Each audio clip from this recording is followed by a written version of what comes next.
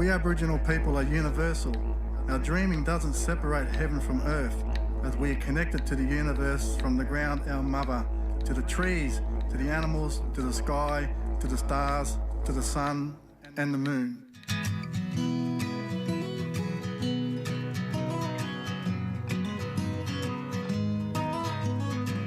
I can hear them calling as they run through me their song, and I can feel their spirits as they're singing me back home to travel across the land of our people still so strong to take it either back to where he belongs. So let's stand up together, bring your totems to our fire.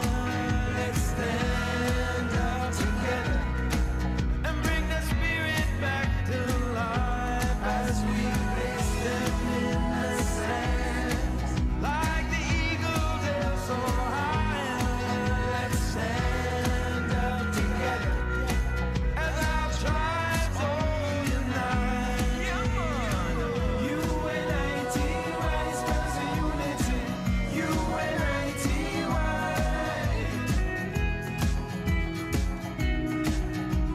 We are born with connection to our ancestors through our blood. Our hearts beat the same, whether or not we are conscious of it. Our ancestor spirit carries it and is connected to our spirits, just as every generation before. Our blood and our spirit is our key, not the colour of our skin. one by one we'll take it to the top. A message from our dream. Till we get there, we won't stop. Won't you sing with me, my sister? Yes, sing with me, my friend. Sing with me, my brother. As one till the end. Let's stand up together. Bring your totems to our fire. Let's stand up together and bring the spirit back to life as we place them in the sands. Like the eagles, they're so high. Let's stand up together as our tribes all unite. Well, U is for universal unity, and negotiations for peace are necessary. I is instill international integrity to turn the tides of tyranny. Why?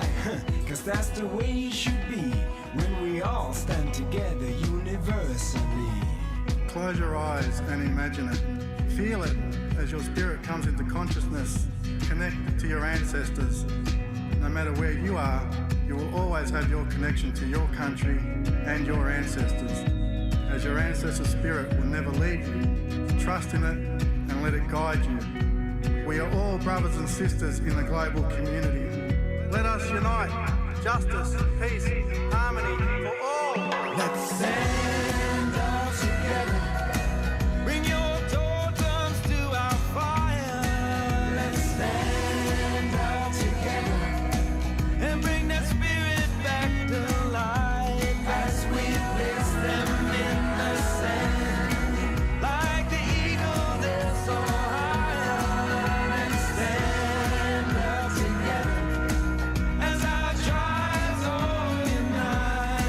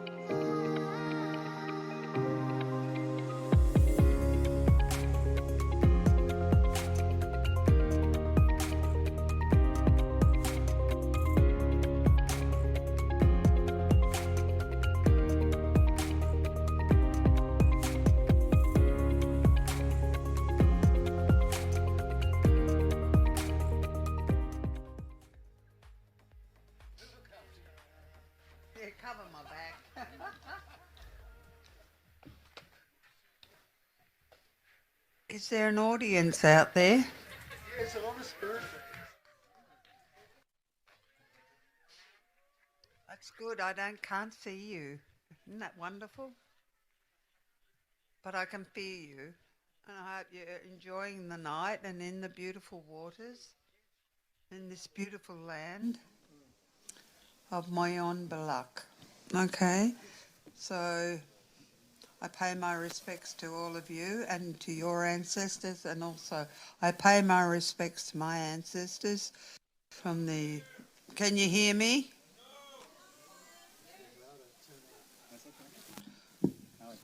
Can't they turn...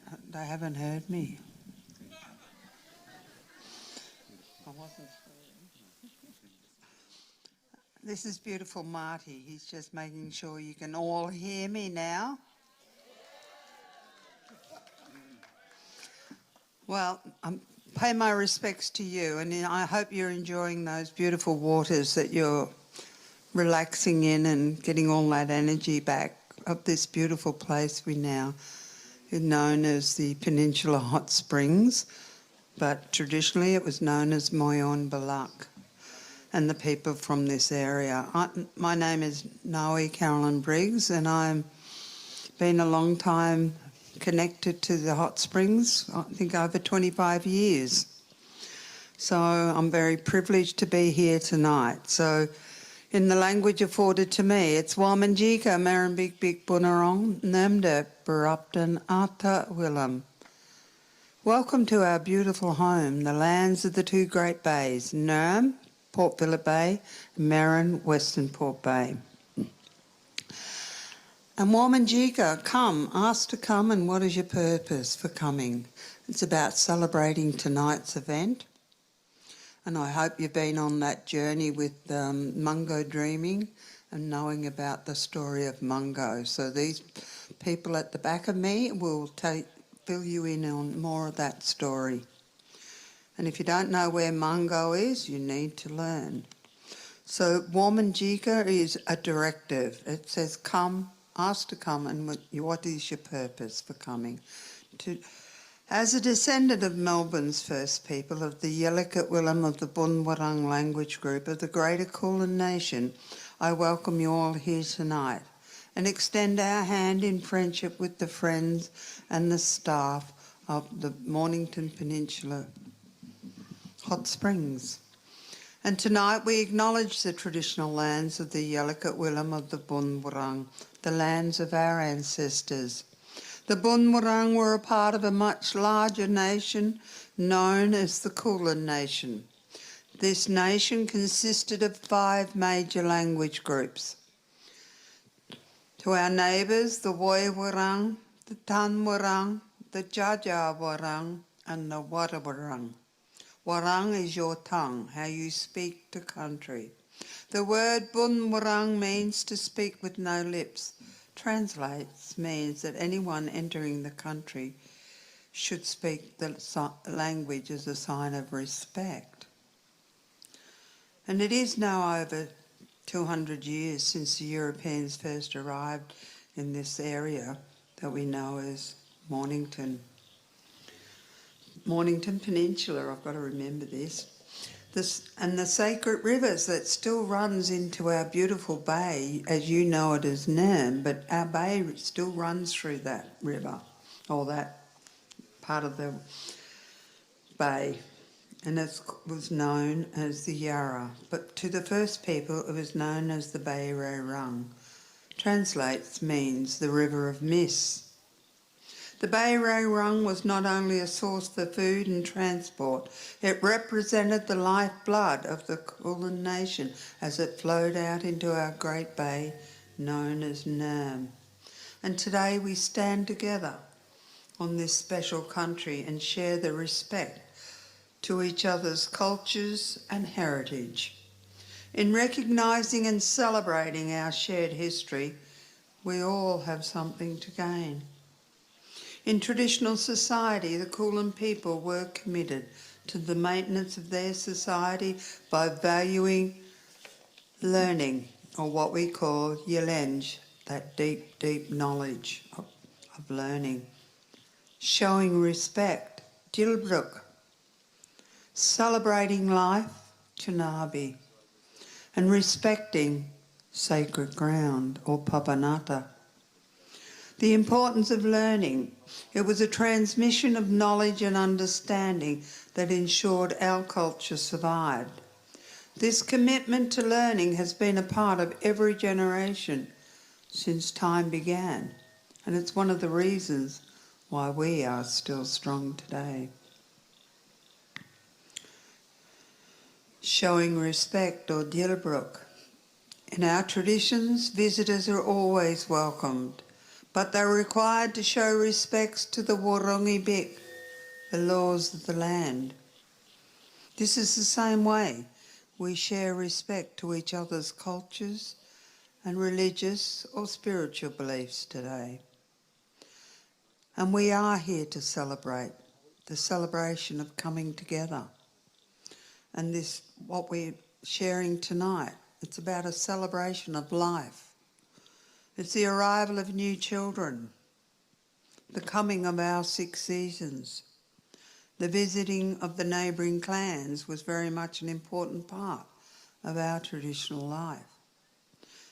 And today, Mornington Peninsula not only represents one of the most important places for the celebration of our contemporary Indigenous arts and culture, it also prides itself on celebrating the arts and cultures of our multicultural and global society. Respecting sacred ground. We should all acknowledge the sacred ground on which we stand. And here today, we are host to many people from many different nations, and we still call upon them to continue to respect sacred ground by understanding the history and the heritage of the First Peoples of the Kulin nations. And what we celebrate tonight through this gathering is the ongoing commitment to the spirit of generosity, which remains a very important part of our culture. And today, it is my hope that we can all take pride in our shared history and celebrate the strength of our great nations. And according to our traditions, our lands will always be protected by our Creator, Bunjil, who travels as an eagle, and by Wan, who protects our waterways, travels as a crow. Bunjil taught us to always welcome guests, but he required us to ask all guests to make a number of commitments. One, not to harm our big biks, our lands. Two, not to harm our wanis, our waterways. And not to harm our children, our bubups. And this commitment is made through an exchange of a small bow dipped in the water of the land. So once again, Wamanjika, Merambik Bik Bunarong, Namdek, Barupton, Ata Willem, come with a purpose to our beautiful home, the lands of the 2 great bays. So once again, Nungujun, I'm in your spirit and you are in mine. So enjoy your wonderful bathing in these beautiful springs or hot springs that you get the amazing benefits of the healing. But it is about your stories and our stories. So enjoy your nights. Nungujin, there will be a lot of celebration of why we're here. We're still here, always was and always will be. Nungujin.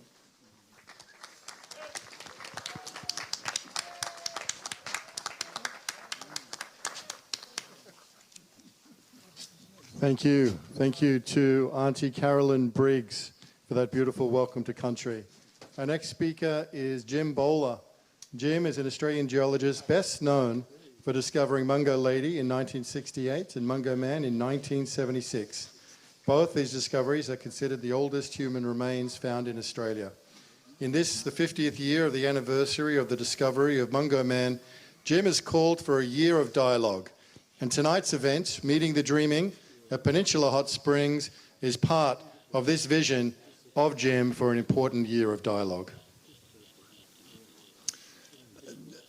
Tonight, as we stand here in this extraordinary situation, we remember those people who came to my attention in 1968, 1974, the human remains that emerged in my sight on the shores of the ancient Lake Mungo. Those remains, firstly, those turned out to be the cremated remains of a young lady, became known as Mungo Lady. A cremation enacted here long before Europeans ever dreamt of coming to Australia. 5 years later, 1974, I encountered the remains which proved to be the articulated remains of Mungo Man. Mungo Man emerged from his grave to tell us, to remind us of our environment, of climatic change in which he was existing during the time of the last ice age. Ice age climate changing the water levels, the wind, the dunes, the lakes of those inland dry lakes of Australia today without any sign of water. Mungo Man came back to tell us his stories and to remind us of our debt, not only to his people, a debt for which we retain a great sense of sorry and disappointment. We have disowned Indigenous people. We have subjected them to oppression, even to massacre. Mungo Man reminds us of that. He also reminds us that we are connected to his country there on the lakeside of the ancient Lake Mungo. He was a man of his country. He was buried there with extraordinary ritual, anointed by ochre. Ochre, which is a rare commodity in that part of Australia. His community had gone to great extent to celebrate his transition from life to death. Additionally, by the carefully created grave, there was a huge fire, like the fire we have out here today. And that fire was a precursor of the present-day Indigenous celebration of fire as a cleansing system. That cleansing enacted out at Lake Mungo 40,000 years ago, has survived in the tradition of his ancestral people today. To remember or to think that 40,000 years has been the witness for the continuing expansion of development to the present day understanding of Indigenous Australia, their acknowledgement of the great dreaming, their association with the land, their connection with the land. They remind us, we white people who came 40,000 years later, that we have now to learn from the legacy of those ancient people, learn to be connected to the land, connected to their people. And that's a connection we seek to address today.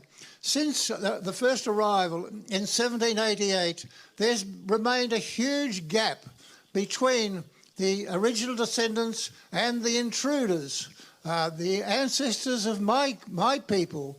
My great-granduncle created his own legacy of disaster in clearing the rainforests, the kangaroos and koalas from my own home country in Gippsland. I stand in the legacy of that great disaster that he experienced or superimposed on the traditional people and the traditional land. We come here today in spirit of recognition that we are beginning a new journey. We are sowing the seed for a journey now between non-Indigenous Australians like myself and the long-awaited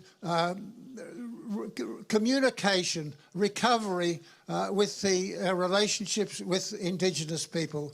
That's the story we seek to develop here. We sow the seeds today. It's a big job ahead, and we join with all of you here in celebrating the wonders of our relationship with the ancient land, this Australia, and the wonders of its ancient people. Thank you.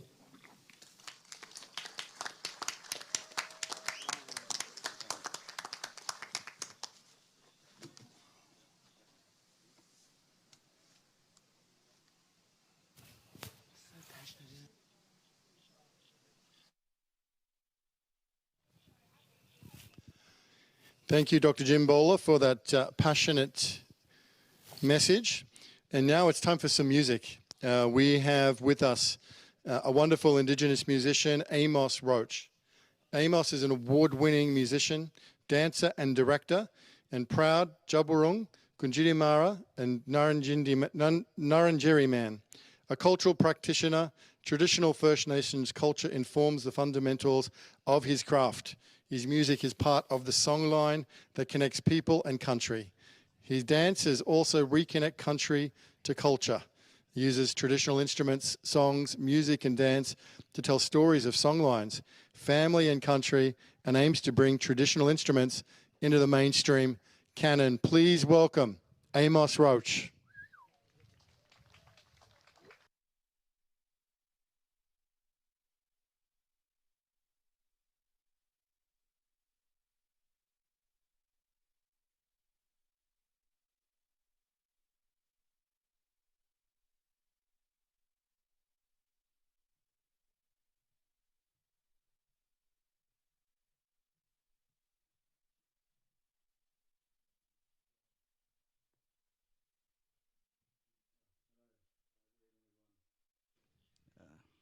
Good to be here tonight. Thank you for inviting us for this very important issue, about country, about land, and about everyone. So thanks for having us.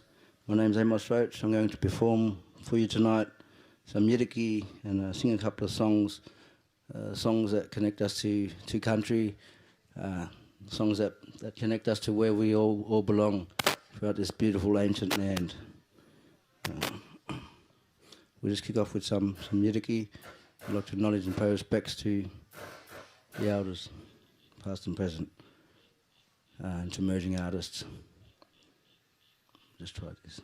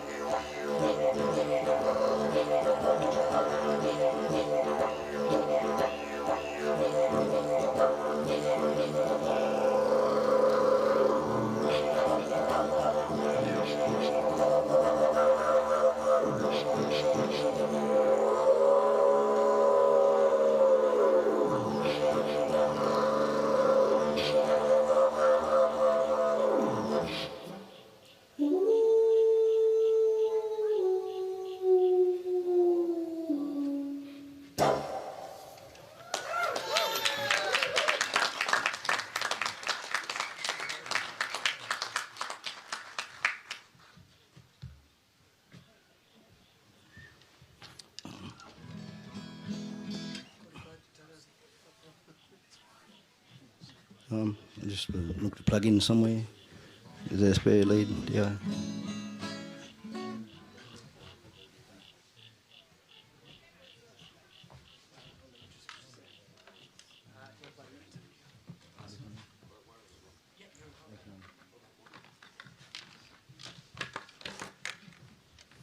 Yeah, thank you. We're just going to sing some family tunes.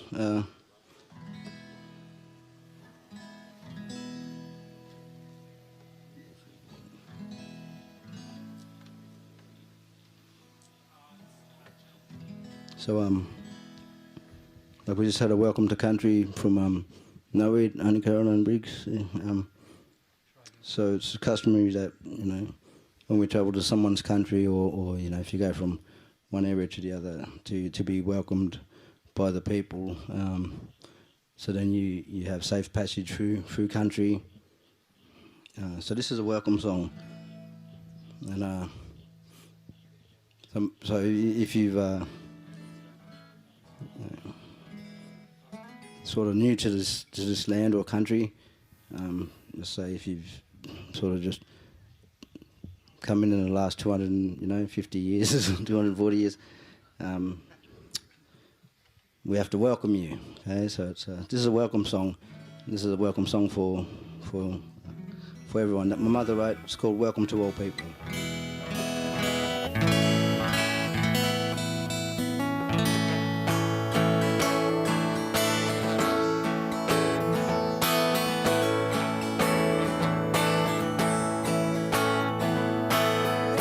Welcome to all people from your beautiful land to this land of gold and the colored sand. Welcome where grass is green as it can be, where rainforest greenery is beautiful to see. Welcome to all people from your beautiful land to this land of gold and the colored sand. Welcome where rivers run, they run to meet the sea, and reaches other island home, set in the coral sea. Welcome to all from your beautiful land to this land of gold and the colored sand. And welcome where desert land are also people's home, where kangaroos and deer and other natives roam. Welcome to all people from your beautiful land to this land of gold and the colored sand, to this land of gold and the colored sand.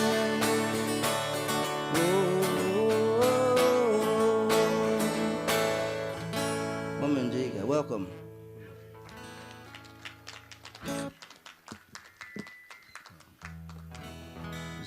This is another song.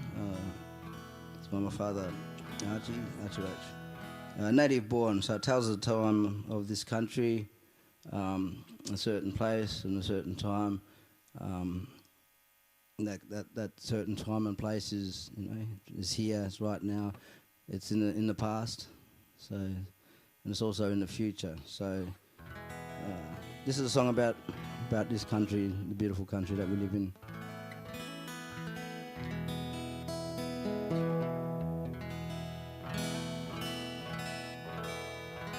Called Native Born.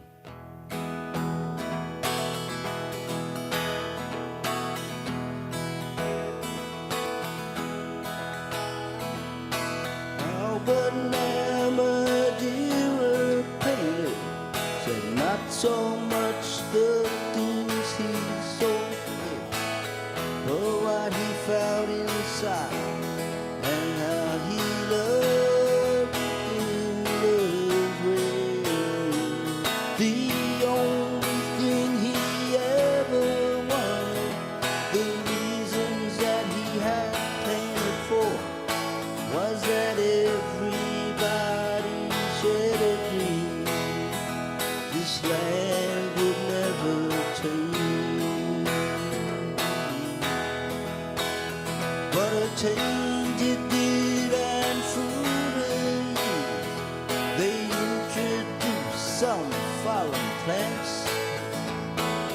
Familiar things are strange, while strangers played upon the low. And motherland still sheds her tears for the lives that never stood a chance. And Albert never did cry as we all cry. The native born. So bow your head over the river and watch a tree. Australia's bush is losing its identity, but we'll create a new one. And while the cities and the parks, they have plans, so they look out of place, 'cause the spirit's in the land. Do you remember Joseph Banks, who stood upon this sacred earth, and what he felt inside when he looked around and saw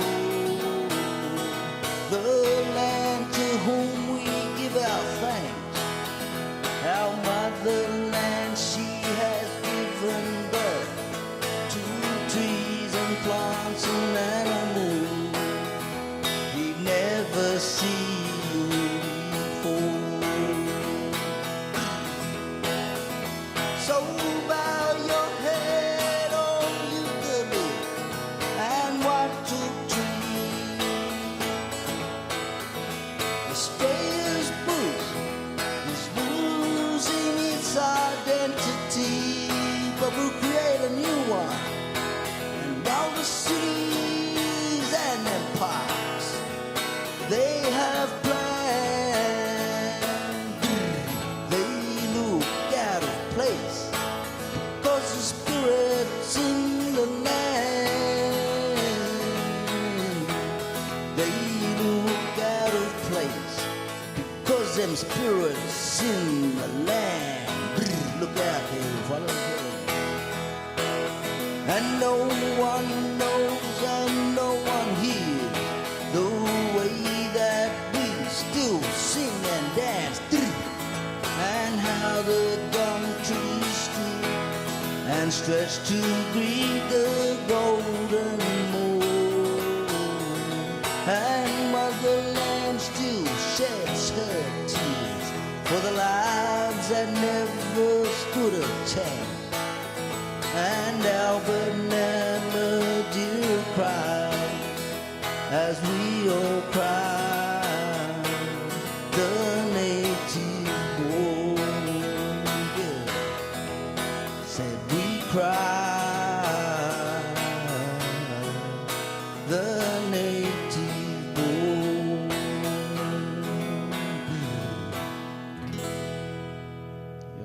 you. Cheers. Thanks, guys.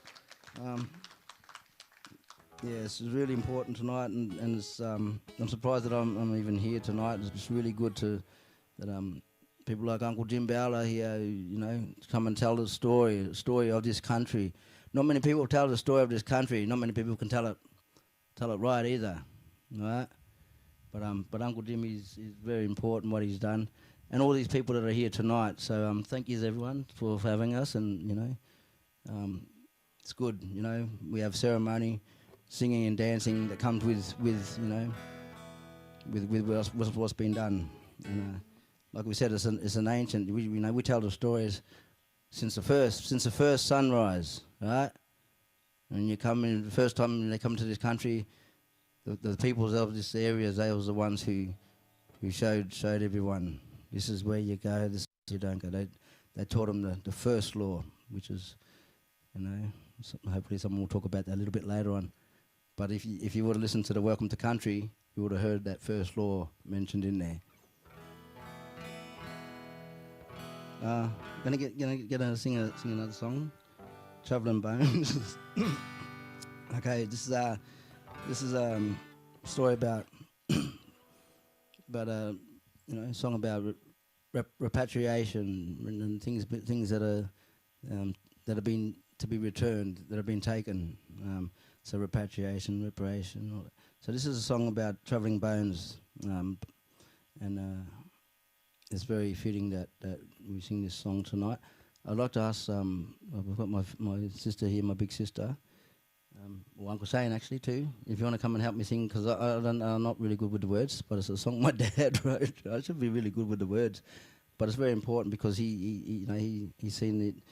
He knows the stories, and all over this country we have to repatriate lots of things, things that need to be returned back to the original peoples, and so this song's called Travelling Bones and just tells the story of this journey of this stuff. So we might have another mic just here for Uncle Shane if he can get up and we can have a bit of a sing song.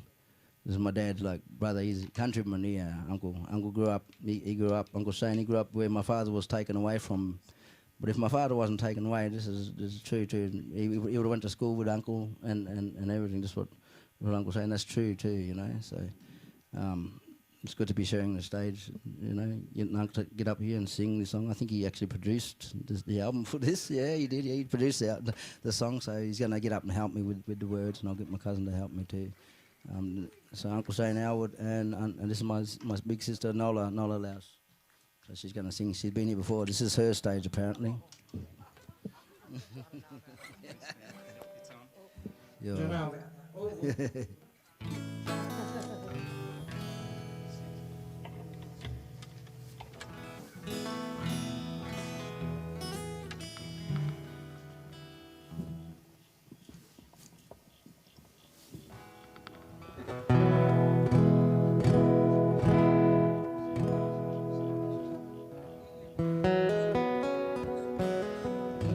Called Travelling Bones. Okay, so we're not sure about the second verse, but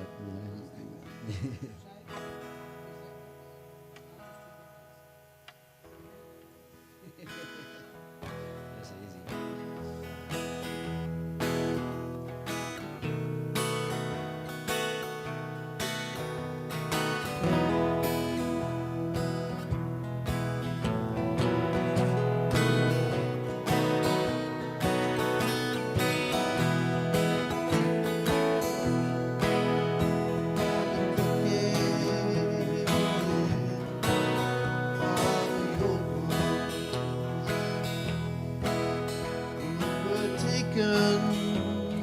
So far away,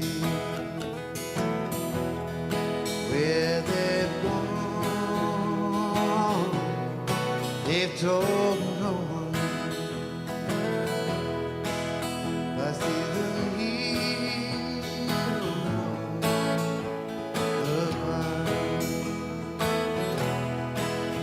Traveling bones. I'm a bit loud, sorry. Traveling bones. Going home. Traveling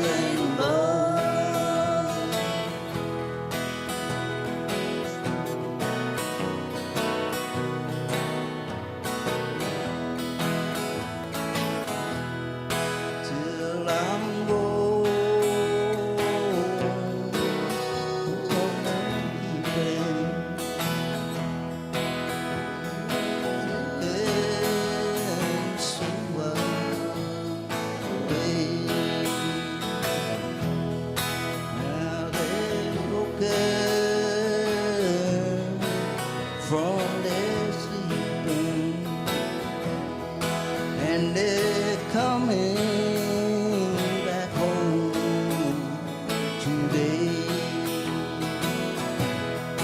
Traveling boats, traveling boats,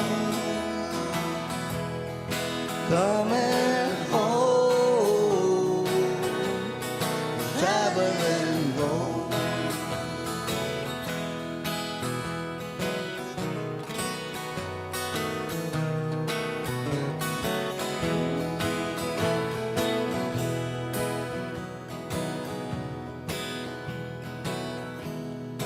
Lonesome pine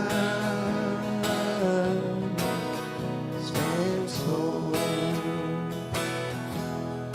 knows much more than I would ever.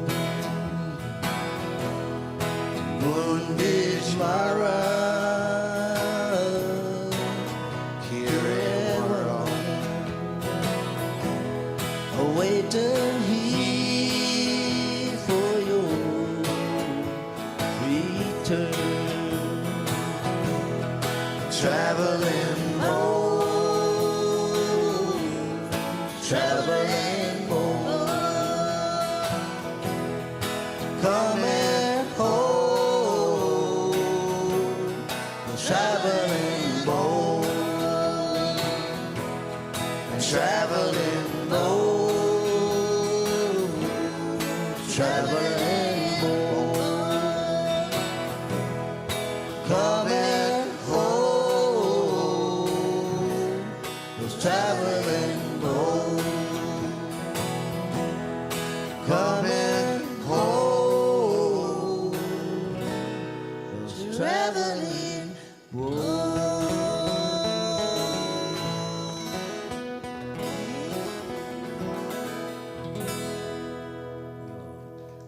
Thank you, sis. Thank you, Nola. Thank you. Thank you, Uncle Sean.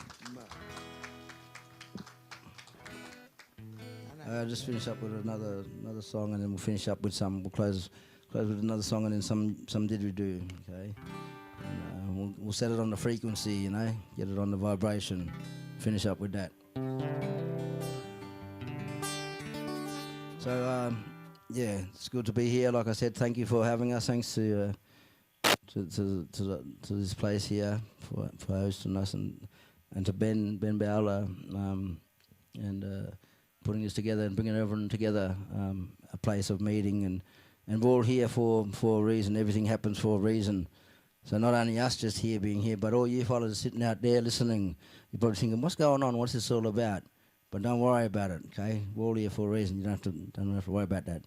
Maybe later on in the future, you know, another 40 years or so, you know, they'll get it. You know, you'll realise what it was all about. But because we're all from here and we all live here in this beautiful country, we're all family. That's what it makes us. It makes us all family, okay? That it doesn't matter about the colour of our skin or what you know, language we come from, where we come from. Here in this country, if you're born here, you are of this country. You're our family, okay? And right, it goes right back to, you know, right back. Everyone, we're all family, okay? So I'm just going to finish up with this song. It's a family song. It's the original song. It's called UBU. Thanks for having us, guys, and everyone that's listening around and tuning in too. Hope you have a good night, and you know, and from the rest of today, you know, this land and the vibration and everything that is on it, all you know, it all makes sense, you know. When you become one with this country, when we all become one, because like I said, we're all one mob here. We're not many mob. We're one mob, one people. The song's called UBU. So you know, you be you and I'll be me. I'm not Eben, and he's not Eben Amos. He's Eben, and I'm Amos. But that's just that's one of. But you be you and I'll be me.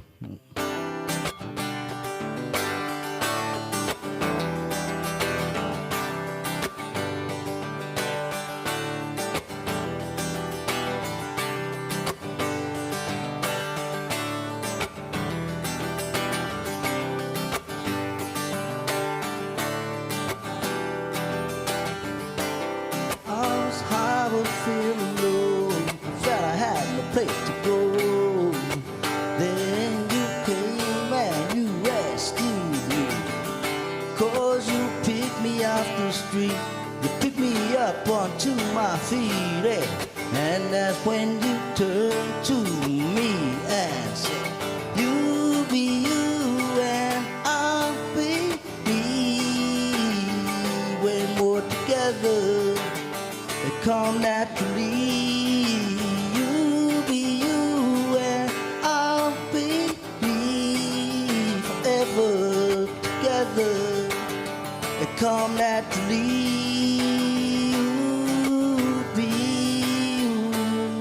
And I'll be me. Hey,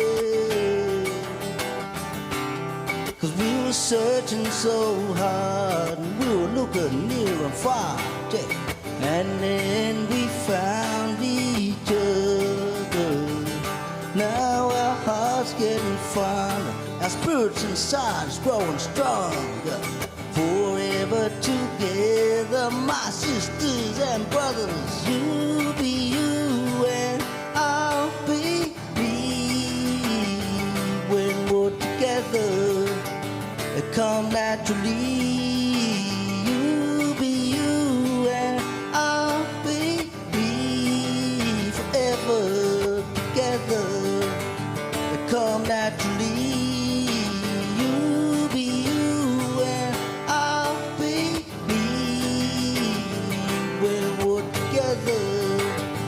Come naturally, you be you and I'll be me. Forever together, they come naturally.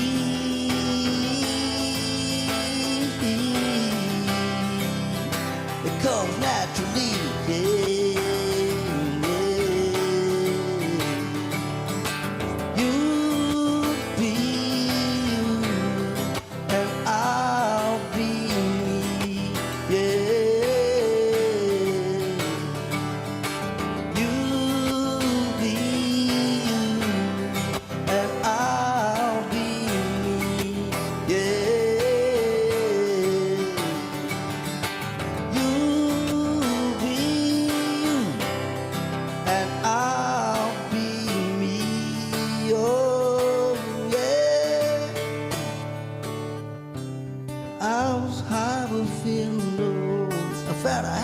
Place to go, and then you came and you rescued me.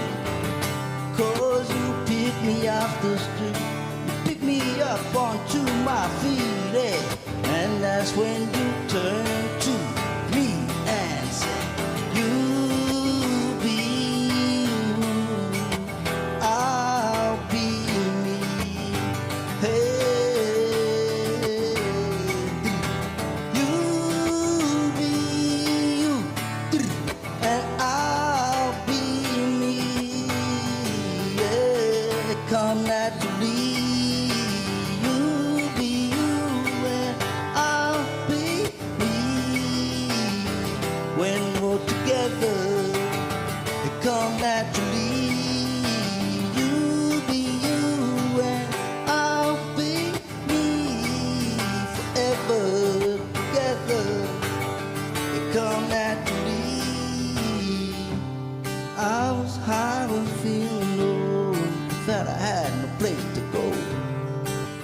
then you came and you rescued me.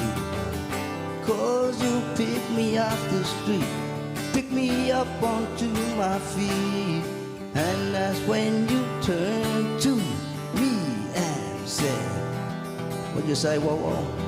Brr, yo, whoa. Thank you.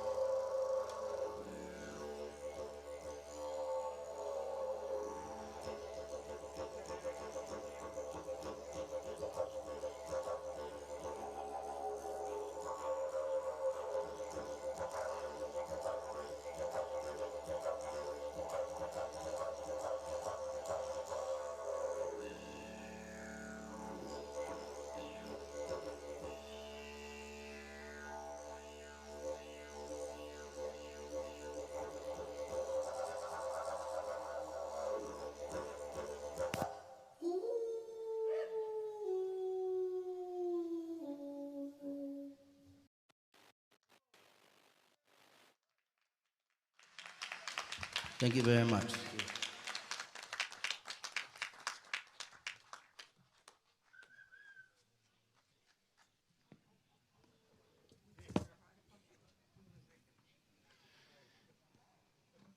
Please, everybody, put your hands together again for the amazing Amos Roach. That was fantastic. That was fantastic. What a great spirit. Thank you, brother. Thank you, Amos. Wow, what an incredible didge player and musician and artist. Thank you, Amos Roach. Our next speaker is Jason Kelly. And Jason Kelly is a proud Muddy Muddy man and Wamba Wamba man. And Jason is also a member of the First Peoples Assembly of Victoria. Please welcome Jason Kelly.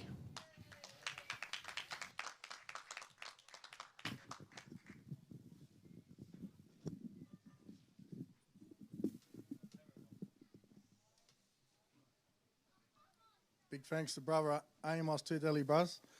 So my name's Jason Kelly. I'm a Muddy Muddy Wamba Wamba man, and I'm here for a reason that we're all here for is to bring awareness around the story of Mungo Lady, but tonight it's particularly Mungo Man, as on the February 26, 1974, this being the 50th anniversary, was a day that Mungo Man, like Mungo Lady years earlier, had found Jim Bowler, and to tell the story of Australia and the Aboriginal people of Australia. But before I do, I know we had a welcome, but I want to do an acknowledgement in language, in Muddy Muddy language. Yiri Muddy Muddy Wamba Wamba with Tungi Pukamanama Pingali Prembai, Yingrin Ula the Bunarong Dangi, Kiaka Ula the Meadow, Kiaka Ula the Pangut Morni. So what I'm doing in my language, I'm acknowledging the lands that I'm on. I'm paying my respects, of course, to my elders, but I'm introducing myself through my totem, Pukamanama red kangaroo. But when I'm saying Kiaka Ula the Meadow, I'm also honouring all of our ancestors. And Kakawudal Metal, that's all of us collectively as one mob. And that's, us as first Australians and Australians.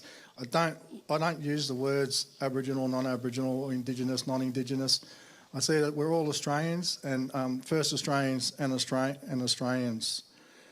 What I'm holding here is a message stick. As for those who know and see the map, see Australia and might see the map with all the Aboriginal nations on it, you'll see that Australia is not actually an island. It's actually a continent made up of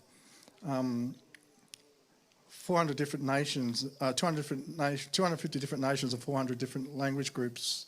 And so this is, my traditional country is Muddy Muddy country up in Mungo, which is shared country for Muddy Muddy Nyampa and Barkindji, so I acknowledge and pay those respects to them. And I stand here on behalf of my elders, Muddy Muddy elders, and my grandmother, Alice Kelly, who was one of the senior elders, and right there from the beginning is part of that story and part of that journey with Jim Bowler in terms of telling that story and connecting first Australians and second Australians through our ancient past.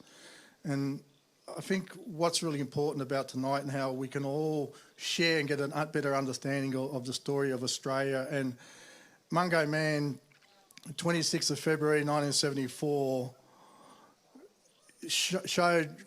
came back. The old people, they talked about them being clever people, and they come back for a reason. They come back for all Australians to talk about extending the hand of humanity, coming back from the dreaming, Yukajin Gilliam, that's when coming back from the dreaming, to extend the hand of humanity to not just all the people of Australia, but all the people of the world. Because if you go back and think about, if we had people here, modern humans just like us, 40,000+ years ago, I think that not only just as first Australians and Aboriginal people as being not just ancient people, we all have ancestors that go back. So if you think about what it might have looked like around Europe or wherever it might have been around the world, humanity had the same relationship with, like we all had that same relationship with each other, with Mother Earth, with the dreaming,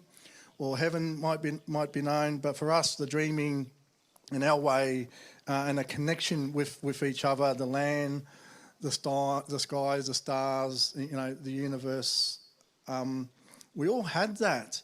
We were just fortunate enough as Aboriginal people, as being the world's oldest continuous living culture, as proven by Mungo Man and Mungo Lady, and it's only just been colonisation that sort of impacted and sort of had an effect on that. But what can we learn from that? How do we learn?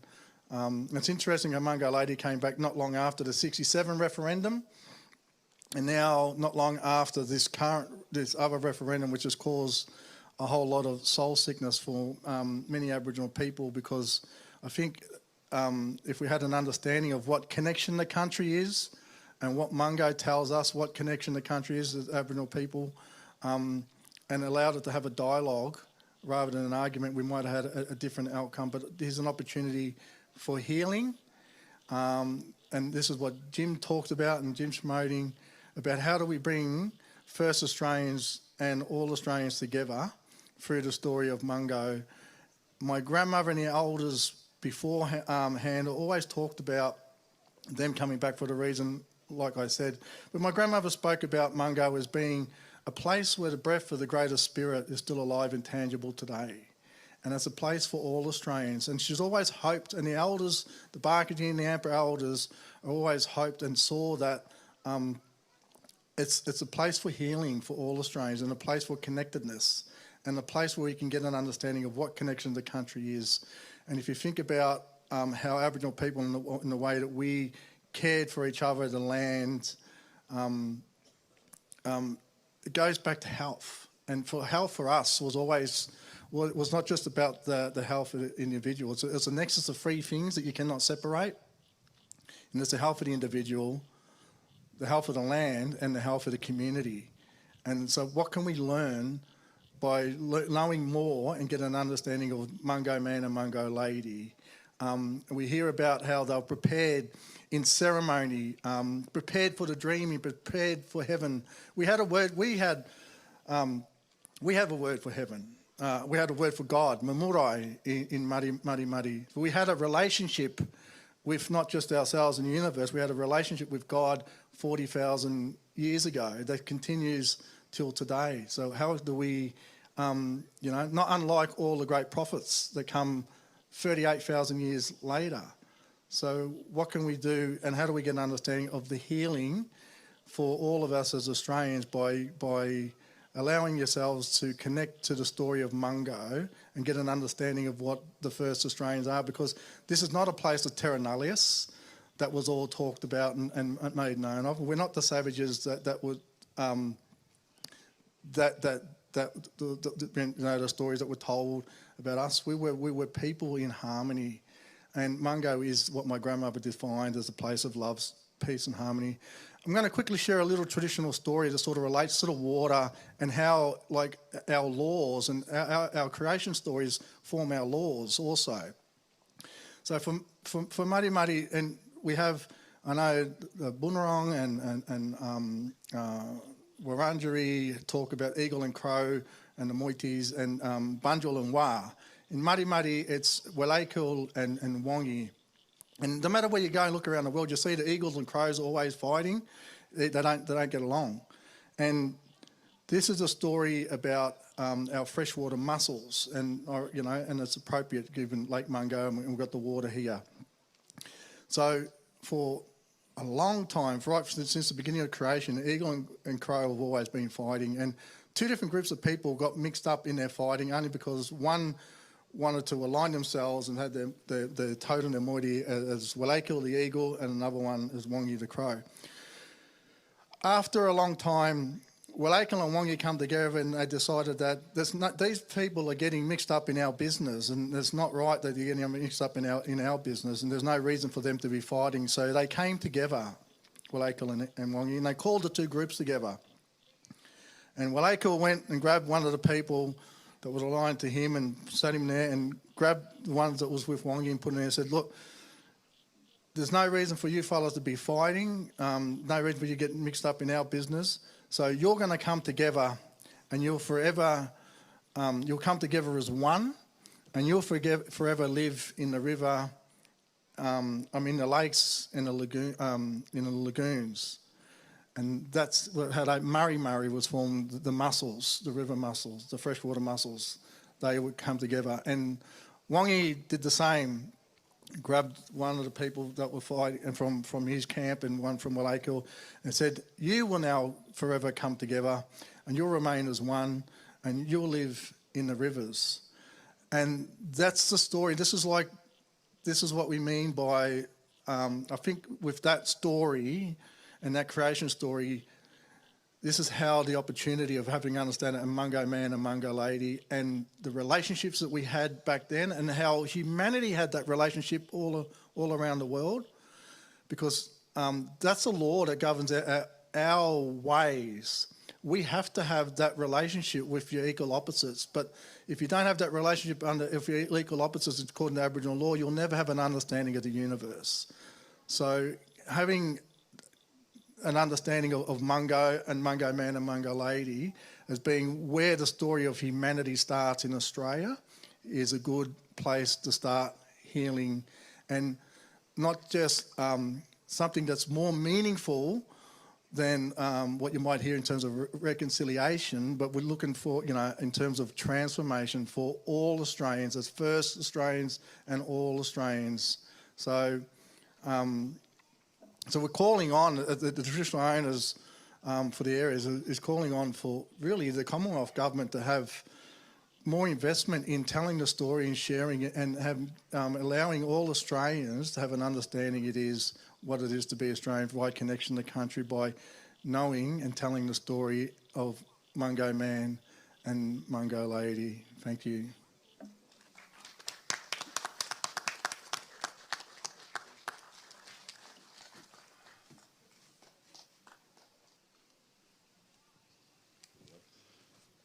Thank you once again, Jason Kelly, who through his Muddy Money lineage is a direct descendant of the Mungo peoples. Please, once again, put your hands together for Jason Kelly.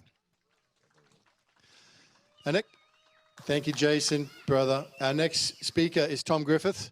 Tom, Order of Australia, is an Emeritus Professor of History at the Australian National University. Welcome, Tom. Jason, for those gracious and inspiring words.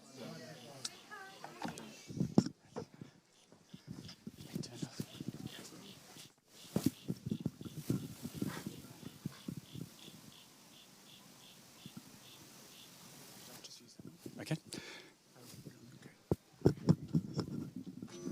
Good evening. Thank you so much, Jason, for those gracious and inspiring words. Thank you, Amos, for that heartwarming and beautiful song-making. Thank you, Auntie Carolyn Briggs, for your welcome to beautiful Boonwurrung country. And thank you, Dr. Jim Bowler, who has really initiated this dialogue. Thank you for your lifelong dedication to this conversation. You know, when Jim Bowler challenges us at this time in our country's history to meet the dreaming, he is, of course, pursuing a lifelong intellectual and spiritual vision. And he's elaborating that wonderful encounter that miraculously materialised 50 years ago on the Mungo Lunette. But I think Jim is also speaking into the raw emotional space left by the Voice referendum. He's challenging his non-Indigenous fellow citizens to address the enduring problem in their own culture. We, the newcomers, are the problem in this debate, not the Aboriginal and Torres Strait Islanders who have been here forever. We are the ones who have work to do in learning the land and its peoples, in coming to terms with our colonial history. We failed to listen to Australia's Indigenous peoples, declined to recognise and respect them, denied the violence of invasion and ongoing dispossession, contrived the constitutional invisibility of First Nations peoples, and turned a blind eye to continuing injustice. we have work to do because connection to country has to be earned intellectually, practically, morally, politically. Most of our fellow citizens don't comprehend the scale of destruction wreaked on Indigenous Australians. They don't understand that a war for possession of the continent began in the late 18th century that continued for more than 100 years on 1,000 frontiers. That invasion and its aftermath was the most violent and tragic happening ever to befall the continent of Australia. The gravity of our history is deeply unsettling. So many lives were sacrificed, generations of people were traumatised, and intimate knowledge of diverse countries lost. And as these terrors unfolded, a profound grief welled up on this continent, but a silence also grew, a denial of history. But in the midst of this revolution, a fragile, truthful conversation began. A delicate, cross-cultural dialogue that goes back to the earliest encounters. It was a conversation about Aboriginal history, philosophy, and cosmology, about something called in English the dreaming. It was a conversation between remarkable Aboriginal men and women and sympathetic and curious newcomers who became identified as potential brokers of knowledge under threat. And concepts such as the dreaming, songlines, walkabout, never never, and country began to be woven into an evolving Australian identity. It's an extraordinary conversation. It's one that we can be proud of. And it's one that we seek to continue today. It is a conversation that is ineluctably Australian. We are heirs to the invasion, but we are also heirs to this conversation. That conversation changed the people who came to live here from the inside.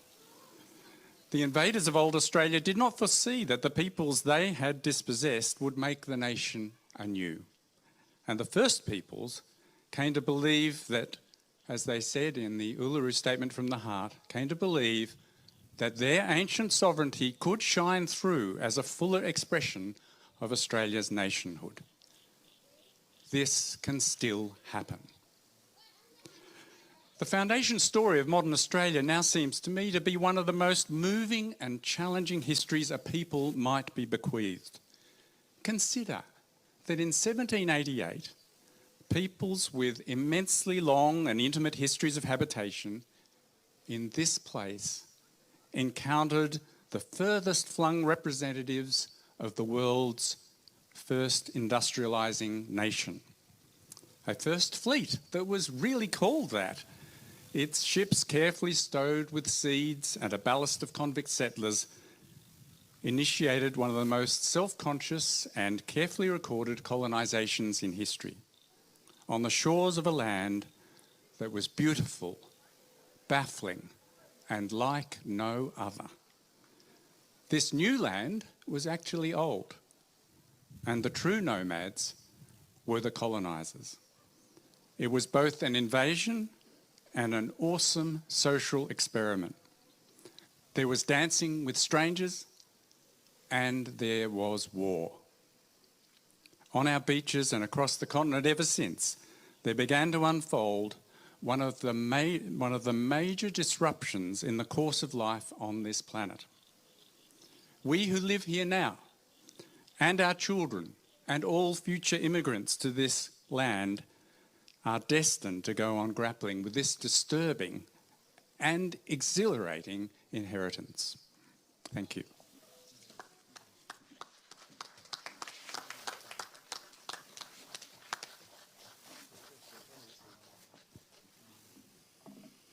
Thank you. Thank you to Tom Griffiths for those sage reflections. And thank you for coming and being a part of this event, Meeting the Dreaming. Tom, you've brought many important gifts. Our next speaker is Tiffany Shellam. And Tiffany lectures in history at Deakin University and has done incredible work in Western Australia with the Noongar people, archivists and curators in critiquing and researching for her book as well, Meeting the Walo, Aboriginal Encounters in the Archipelago. Please welcome Tiffany Shellam. Thank you. I'm standing among giants here, and I'd like to say how honoured I am to be here, and thank to Dr. Carolyn Briggs for that beautiful, warm, generous welcome to her country.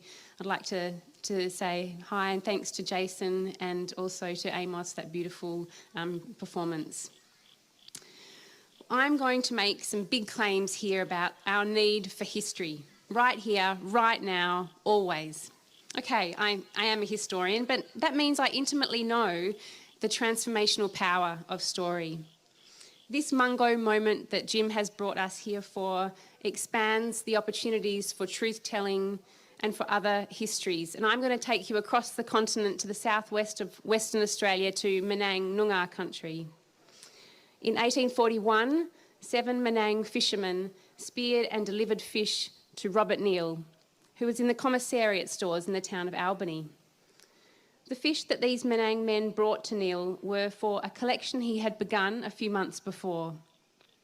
They saw him laying the fish on paper, tracing around them, painting beautiful watercolours of each fish to capture their colour before it faded, skinning the fish and stuffing the dried skins with sand to hold their shape.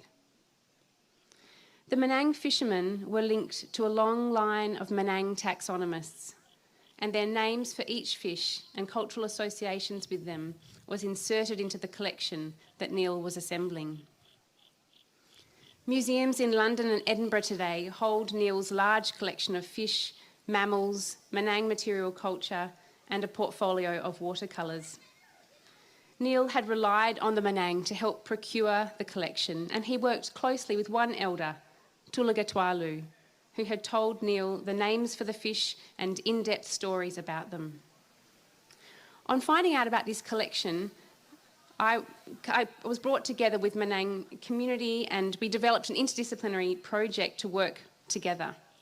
The project is governed by Menang Senior Elder Lester Coyne, and together with Menang families, fish scientists, historians and curators, we are workshopping Menang words and stories and locating fish stories on country. The history of the early colonial period is on everyone's lips in the town of Albany today. In 2 years, it will be the bicentenary of colonisation. How do you mark that moment?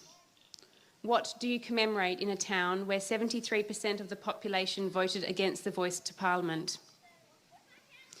The Menang have chosen this story about relationships that began over a mutual interest in fish as their story for the bicentenary.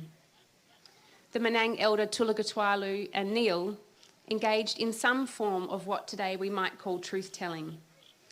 Neal listened, pen in hand, while Tulaga Tualu talked.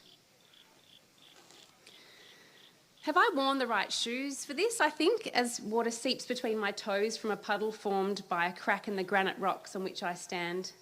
My face feels whipped about by the strong, salty, onshore wind, but I don't care. I'm feeling exhilarated and high on anticipation.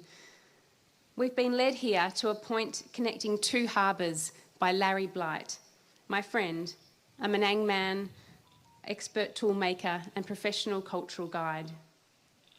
The site we are looking for is a rock jutting out into the harbour where Menang fishermen sat in the 1840s.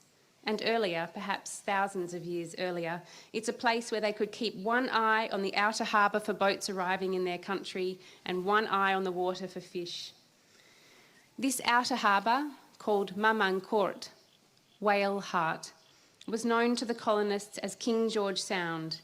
So majestic, so useful to Europeans, so deep for their ships that King George Sound became shorthand for the port town of Albany and its inhabitants. We stand high up on the large granite boulders on the edge of Mamang Court, the shallow inner harbour to our right, but it is the deep channel in between which is our focus.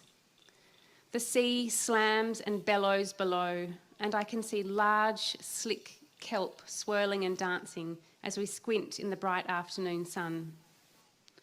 It is me, Larry, Glenn, a fish scientist, and Ali and Andrew, two curators from Scotland. A mix of knowledges have brought us here to look for an old crab burley site that Menang fishermen used in the 1840s. Glenn, the fish guy, knows where rock crabs will be found, and this deep water is the perfect spot for memon, that big fish.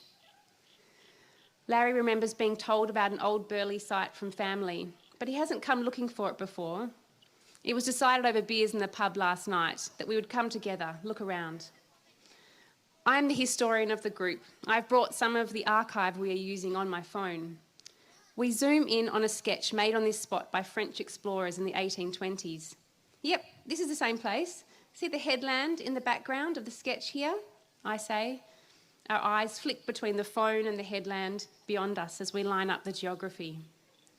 This is where a group of Menang was sketched around a small fire with their kangaroo skin cloaks, eating fish and looking out to Mamang Court.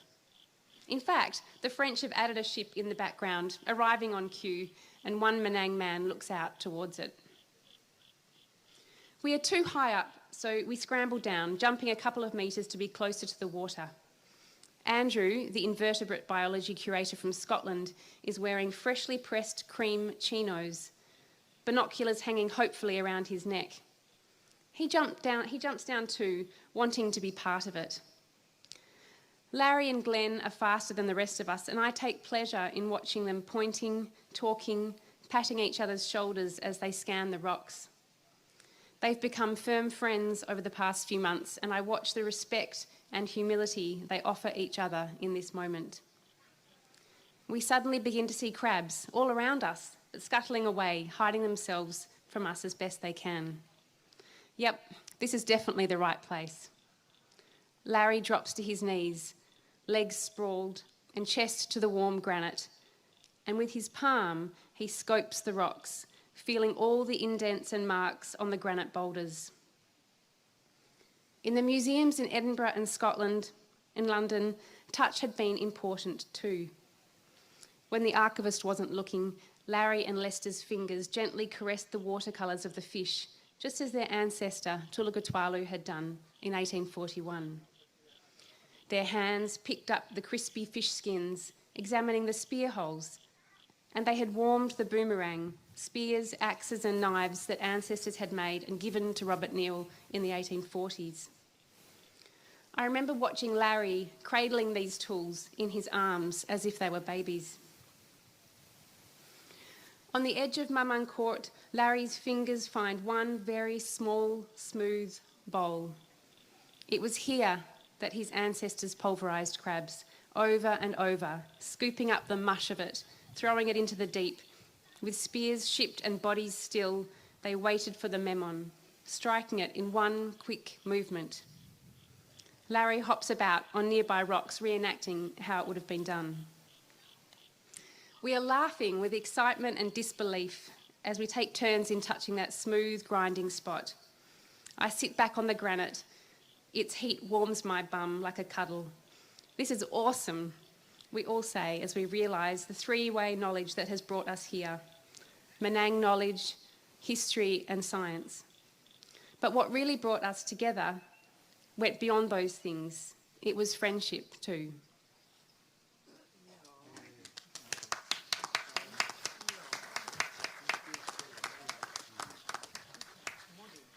Thank you so much, Tiffany Shellam, for that beautiful reflection and the importance of history and this beautiful story there again. Thank you, Tiffany. Right, so we've made it now to the next musical performance, and we are very blessed to have nothing less than an Australian musical legend with us tonight, Shane Howard.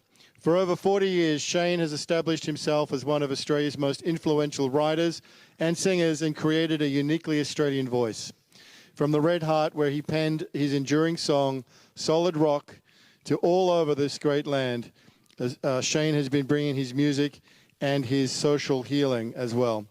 We're going to hear a little bit about the story behind Solid Rock tonight. We're very, very honoured to have him with us, so please give him a big Peninsula Hot Springs welcome to Shane Howard.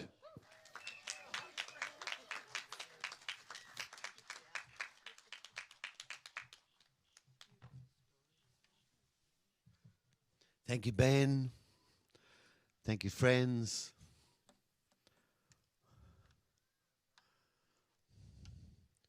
Bunwarang country.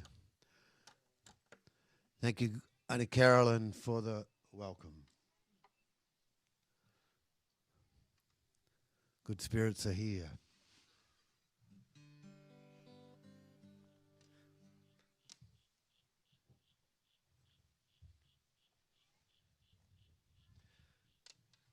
I was very fortunate to be invited to take part in a concert, basically, that followed the repatriation of the bones of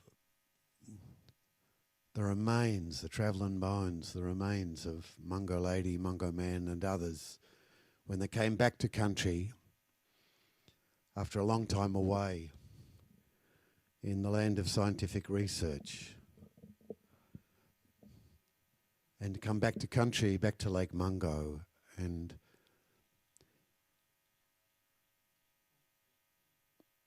a picture,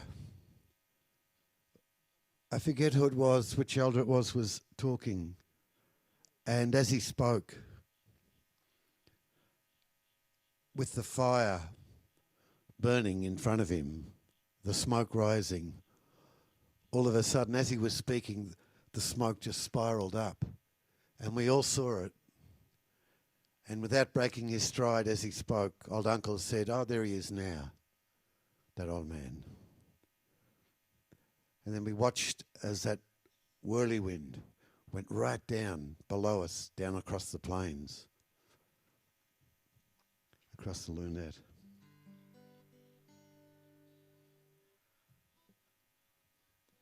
And sometimes reason collapses in this country.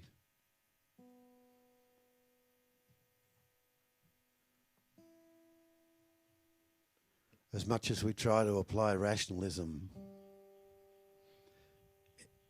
it sometimes collapses in the face of spirit and the ineffable,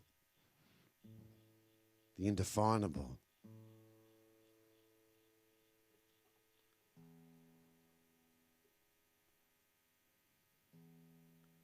That was one of those moments, one of many. This is a love song, I guess, for this country. It's a prayer in a way.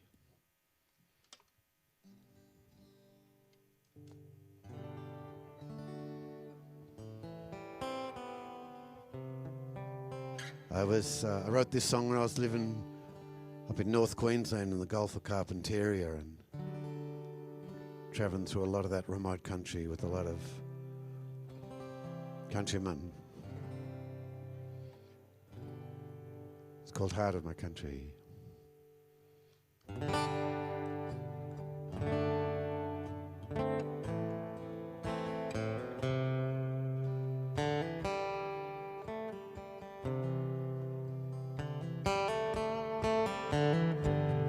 Thoughts slow down empty roads, carried on the wind.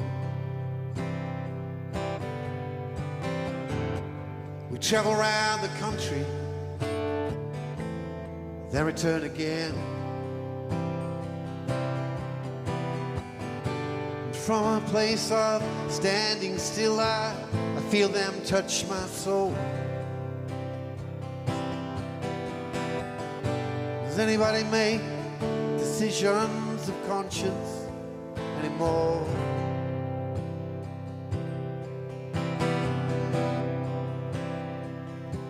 Heart of my country,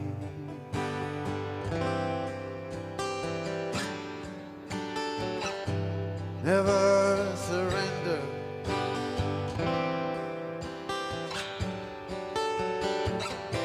Gotta keep you dreaming.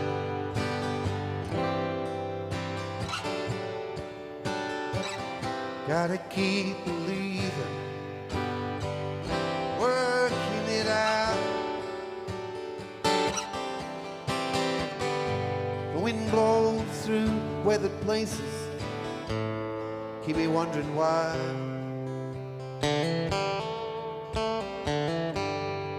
Time comes and goes, spirit never dies.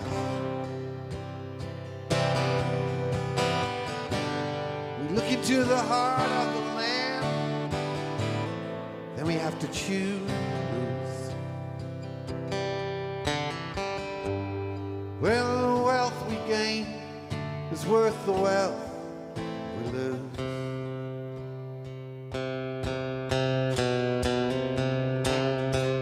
Heart of my country,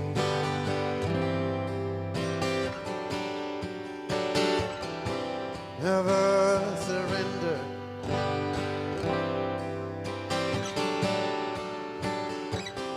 Gotta keep you dreaming.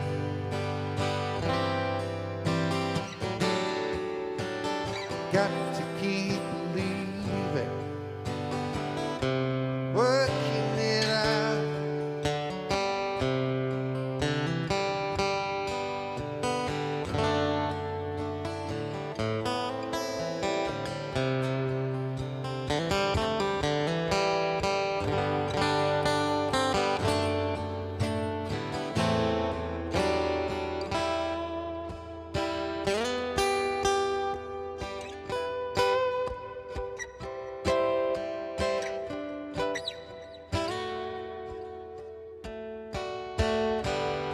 Holding out, holding on, another day gone by.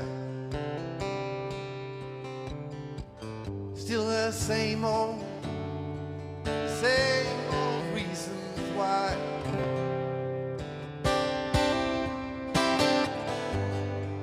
Out here, you just might turn to dust and bone. Lose yourself, find yourself. You're not alone, brother, sister. I got my country.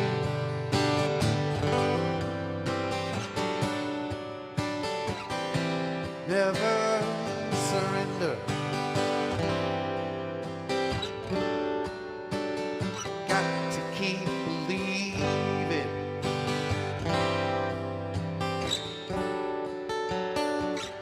Gotta keep you dreaming, working it out, work it out. Another day.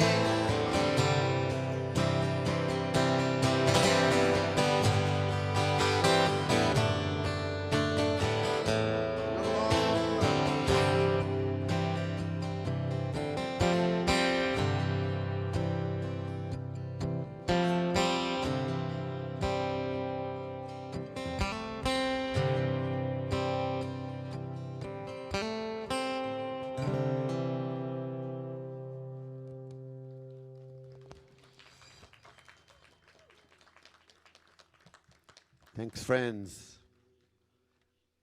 I just want to say thank you as well to Jim Bowler, or in the Gaelga, we might say Beulah, and to Joan and to the family for inviting me into this incredible journey, this revelation that Jim had all those years ago. And who found who? We'll spend a lot more time unpicking that, but Mungo Man and Mungo Lady and Jim Bowler found each other, and Jim's a deeply spiritual man, so Mungo Man knew, I guess, who he was looking for to present that revelation to the world. So thank you, Jim.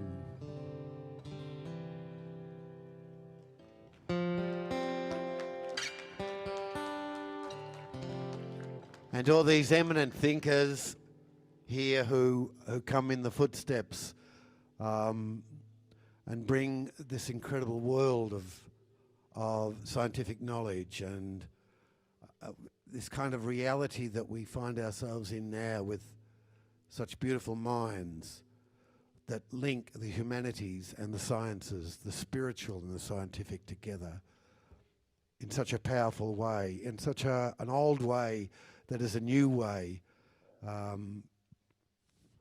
As Mossy sang before, Amos sang before, you know, we'll find a new way in this country,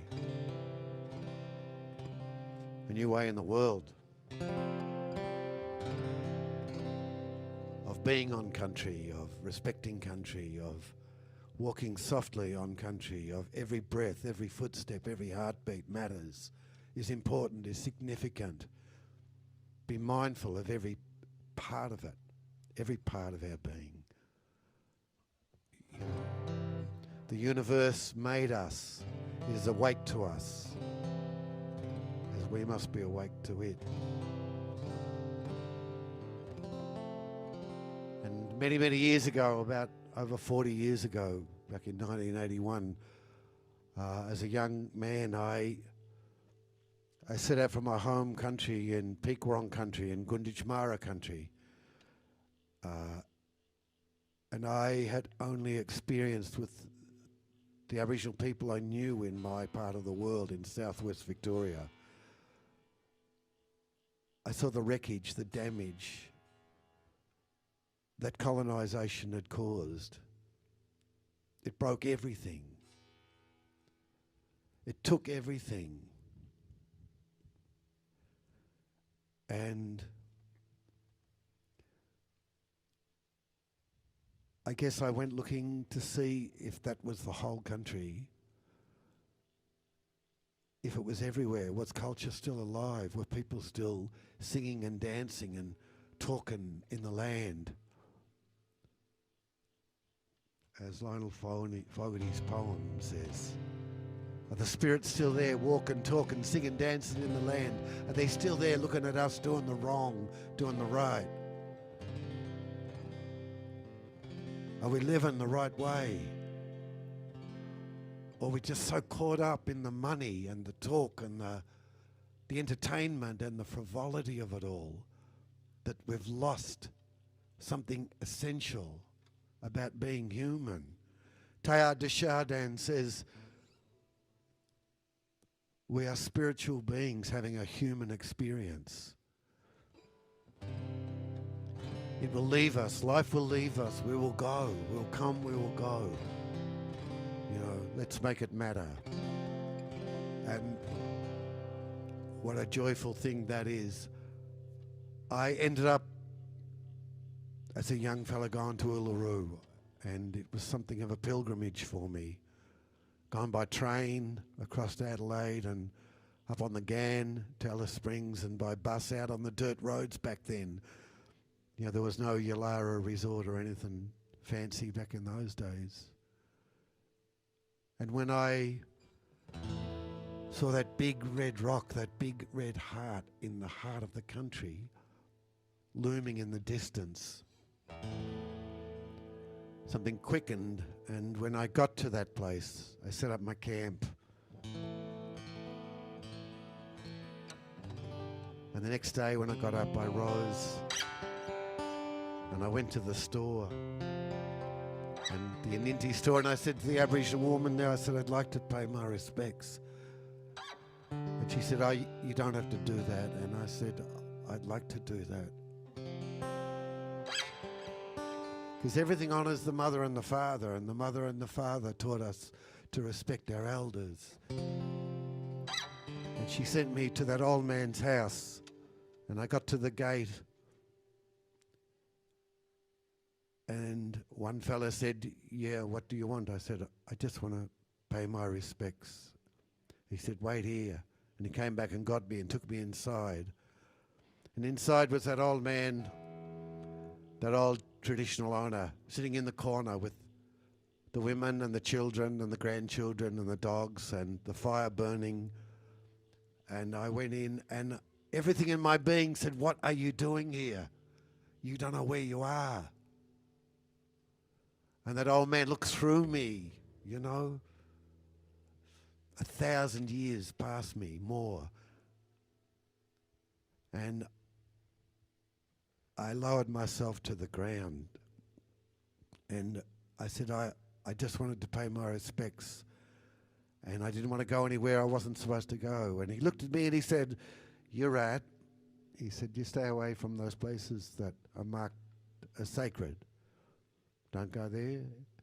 He said, "Thank you for paying your respects." And the whole time I was there, over those next 10 days, I felt like I was welcome by the people in that country. And I felt like a visitor and not an intruder.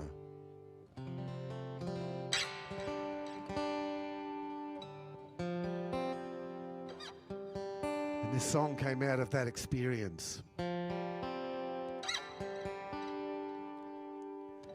And then at the end of my journey at Uluru, which was transformative, when I went round to the far side of the rock,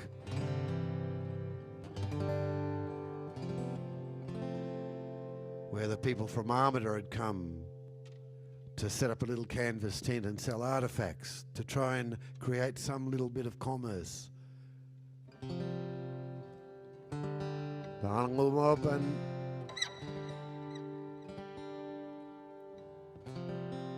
And there was Inma there that night.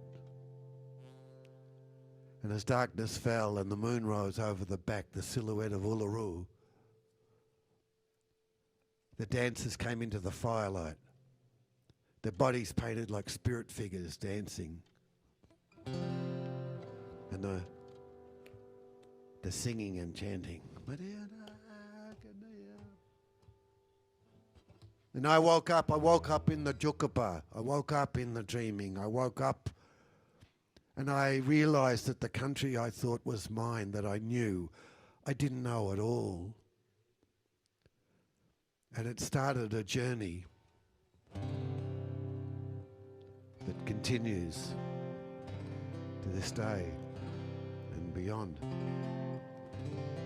And that night, it was too far to go back to the other side to get back to my camp, and two people, Pat Duranjo and Peter Yates, who were working with the uncle from Armada, they said, "Stay here the night," and they gave me a swag, and I camped out under the stars on a platform in space with the soft wash of Pitjantjatjara voices around me.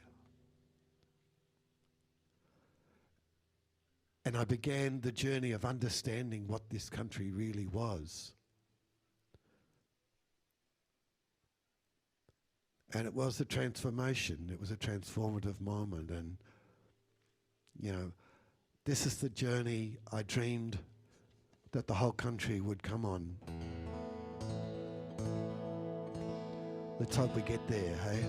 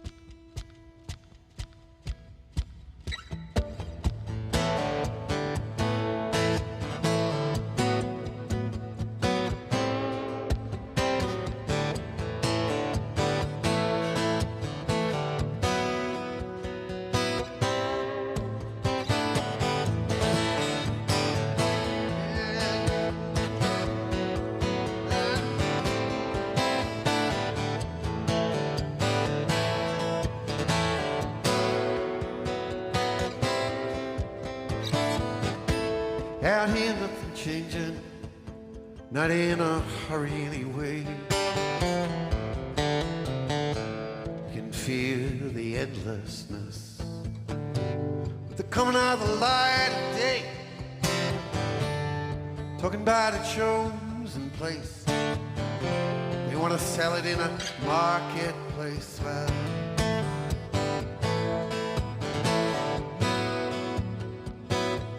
just a minute now.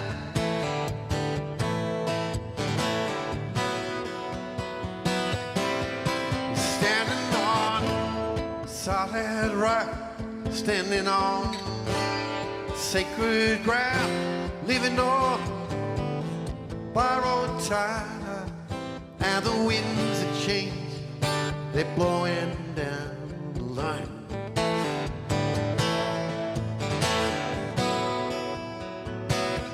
Right down that rabbit-proof fence.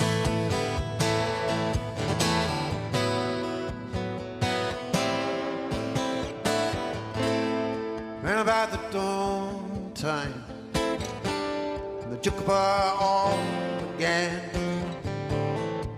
Proud people come, living here in a promised land, running from our heart of darkness, searching for that heart of life.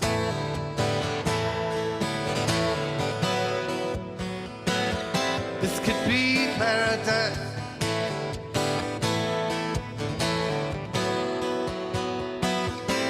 They were standing on solid rock, standing on sacred ground, living on borrowed time, and the winds of change, they were blowing cold at night.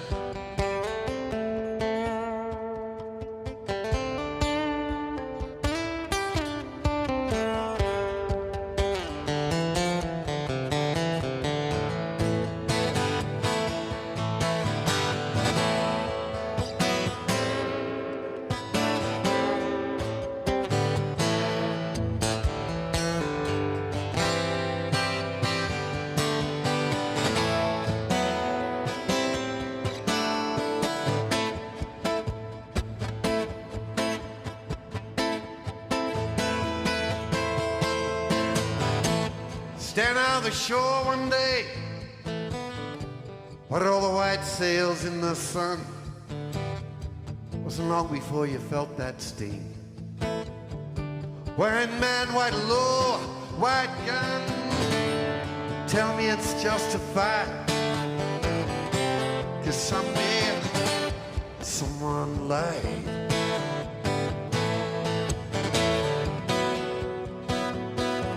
Yeah, someone lied.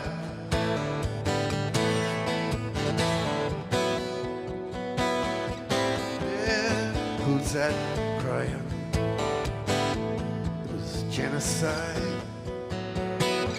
Yeah, but we're getting stronger now, stronger now. Let's get it together in this country. 'Cause the tyrannous lie, it spread like a cancer. Eddie Marble brought the truth, he brought the law, he brought the answer. Go back to the center, deep into the heart, to truth and treaty, and there we all be standing on. Puliko Ponka, Arani, Montemil Mil Pakatu, Nutukurunka, Arani, Walpakapo Chiparani, Walpapulkaringani, Puliko Ponka, Arani, Montemil Mil Pakatu, Nutuirunka, Arani, Walpakapo Chiparani, Walpapulkaringani, solid rock, standing on sacred ground, living on borrowed time, and the winds of change, they're blowing down the line. Hey, Lord, no.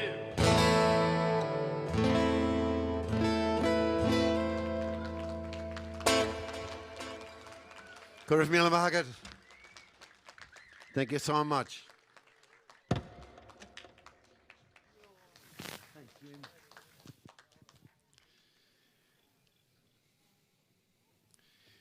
Friends, please put your hands together once more for the amazing songman, Australia's songman, Shane Howard, and for sharing that beautiful, deep, powerful, evocative, transformational story that's still echoing today from the pilgrimage out to the Red Heart. Thank you so much, Shane, for coming and being a part of this, Meeting the Dreaming. One of our final speakers now, and it's appropriate, to follow such a beautiful song and story is Greg Campbell.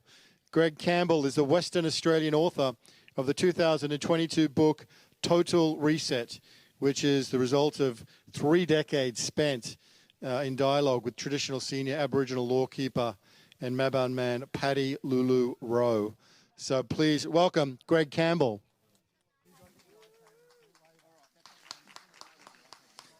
Thank you very much, Ben. Good evening, everyone. Wonderful, special evening, this one. It's magic. I don't know what you can see there. From here, you see a lot of lights. There's lights everywhere and can feel the spirit of people. Can't see the physical bodies at all, but can feel all these spirits. And there's more.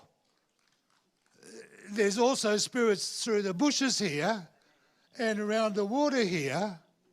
And there's a big fella here, like a rainbow serpent type, freshwater fella. I know because he initiated me 51 years ago, directly, not here, in Western Australia.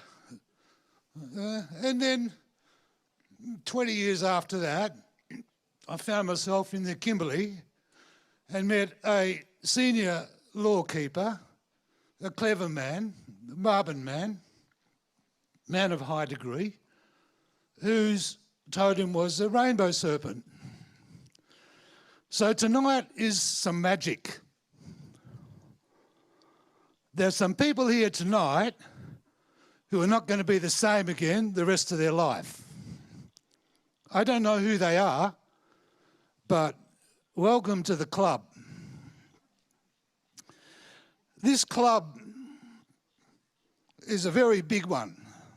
In fact, not that long ago,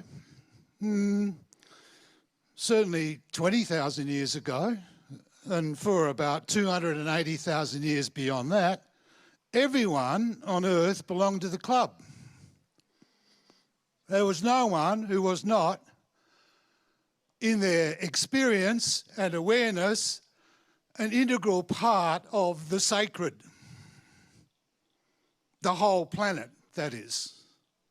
They weren't separate from it. They weren't above it or below it. They were of it.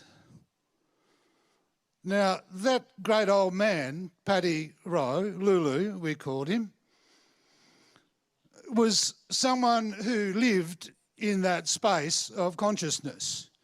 In his words, he was sitting on the ground at the bottom of everything. And pre-1788, according to him, everyone in Australia was sitting on the ground at the bottom of everything.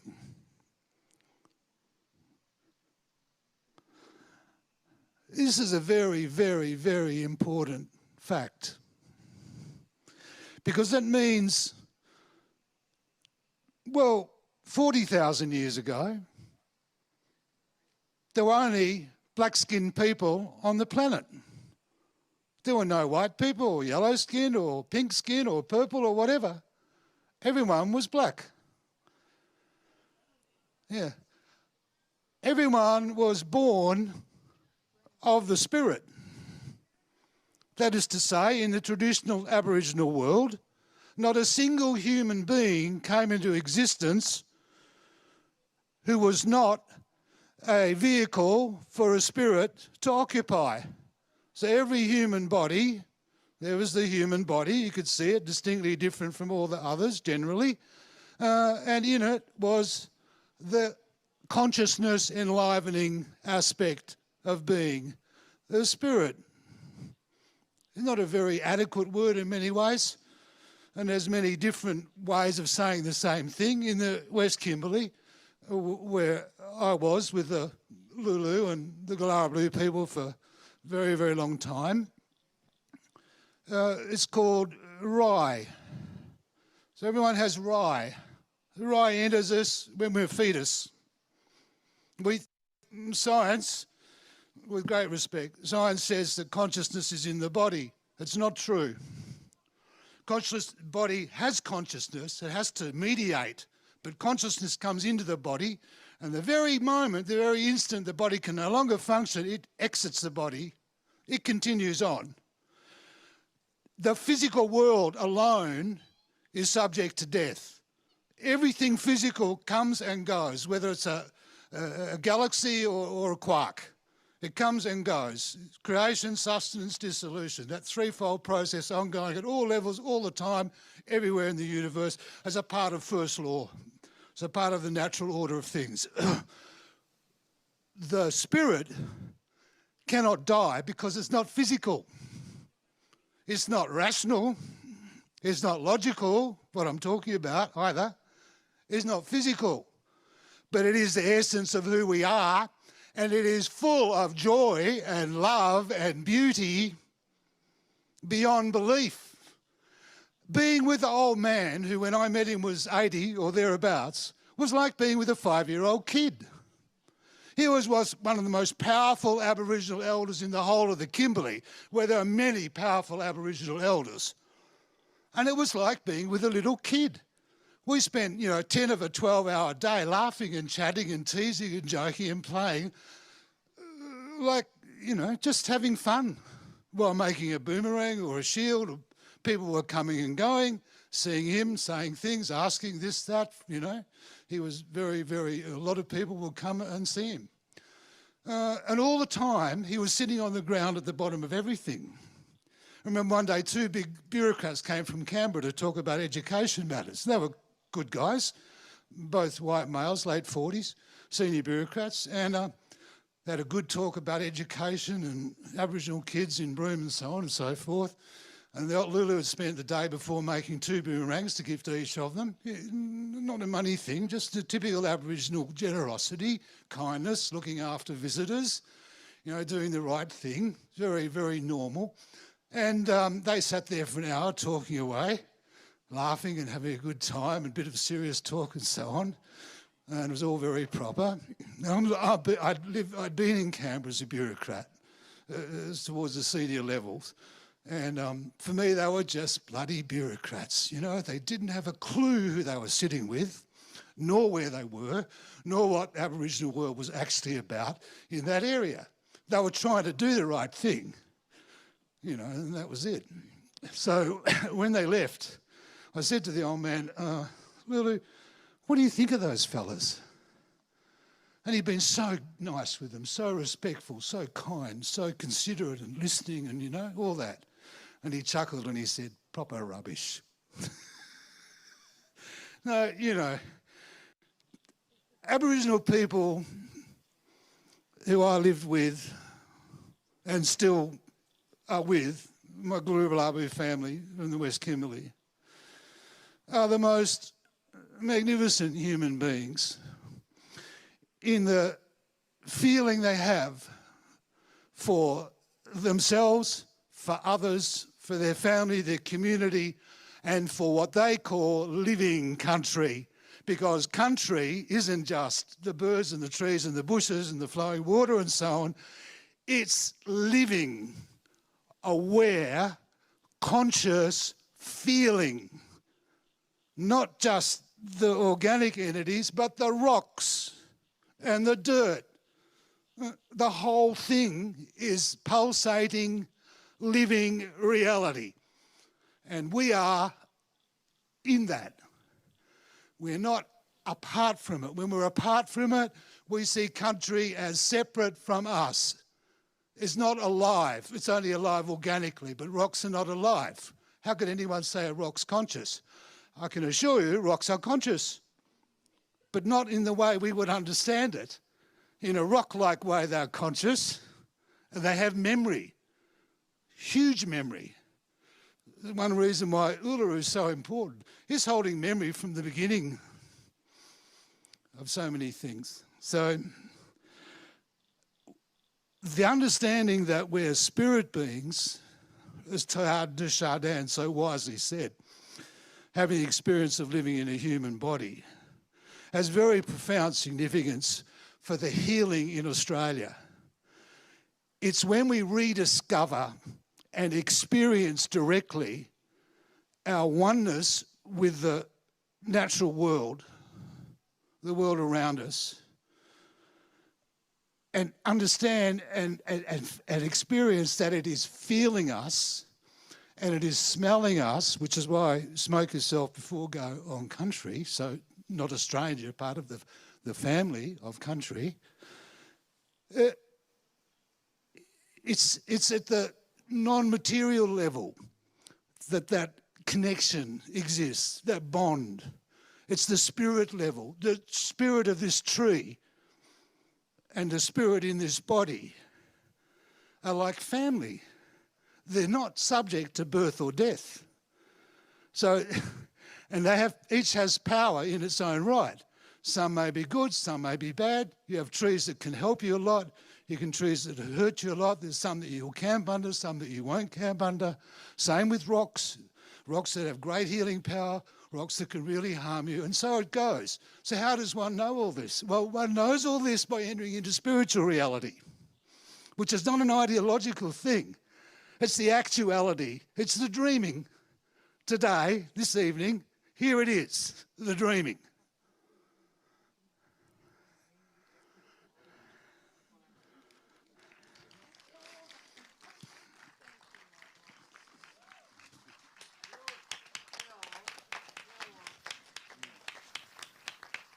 Beautiful. Thank you so much, Greg Campbell. Thank you. Thank you for crossing the Nullarbor and coming all this way to be with us for this moment of meeting the dreaming. Friends, we're near the end of a magical night. We have a couple of musical performances to close out. But before we do, let's invite Jim back up to the stage just to hear any closing reflections from Jim as of the evening as we're coming towards the closing end. We'd love to hear any thoughts or reflections you may have. Tonight I feel that the spirits of Mungo Lady and Mungo Man are up there, all looking down on us and having a bloody good time. I feel that there is so much expressed here today, it's impossible for me to summarise. But let me say that although I was sceptical of when Ben suggested we have the meeting here, it has been thoroughly justified in every moment. I feel that we have, in the discussion today, with this panel of speakers, we have initiated something new, something that has been long awaited, in the tradition of those spirits waiting for us to respond to the urgent need to build that sense of dialogue between Indigenous and non-Indigenous Australia, a new sense of dialogue, an understanding on which so much of our future depends. We've been disappointed with the results of the referendum, but we have a new agenda here. We've started something today. We've planted a seed. It's going to take quite a long time now for non-Indigenous Australians to justify our understanding of who we are. We've lived in this country now for 256 years. We have never failed. We have failed to bridge the gap that began with the arrival of my ancestors in 1788. We are beginning now a new agenda to heal the gaps that have been painful impediment to the growth of understanding between Indigenous and non-Indigenous Australians, for which we now today begin. We've planted the seed. We'll have to fertilise that seed for further discussion. It's not an easy journey. It's going to take a long time now for us of the Western, of the whiteys in Australia, to pull together the understanding of who we are in the disparate forces, in the disparate nature of our own understanding, to bring that concept together and sit down then with our Indigenous colleagues from whom we have so much to learn. Today we've started a small program, planted a seed, and it is now the next generation. It's not my job, it's the next generation now to fertilise that seed and to see this growth now in a new understanding of what it means to be Australian. So in conclusion, I would have so much thanks to offer for many people to bring this amazing event to reality. Firstly, to the Bunurong people for their welcome and their acceptance of us present here. To the Caroline Briggs for her generous introduction and welcome. To the speakers, of course, and particularly to these amazing musicians, Amos Roach and Shane Howard, to bring to us tonight an example of the joy and the riches that will follow the journey towards this new understanding of who we are in Australia. So to Ben particularly for bringing so much effort to bring all this together, to the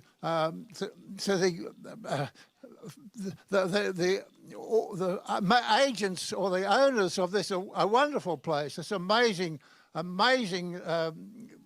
amphitheatre in which we look out at that gallery of lights and people listening to the messages that we have to offer. So finally, the reality my ability to have survived for 94 years in this 50th year of Mungo anniversary, that's due to my own family and to the generous, the love and care of my dear partner, my wife Joan, for 64 years. So to all of those people, I have an immense gratitude. And to those of you sitting here listening tonight, we hope that you share something of the excitement that we've experienced today in bringing this amazing event to fruition. So thank you all, and in the spirit of Mungo Man and Mungo Lady, let the blessing on the land and the people now reside for us in the next generation.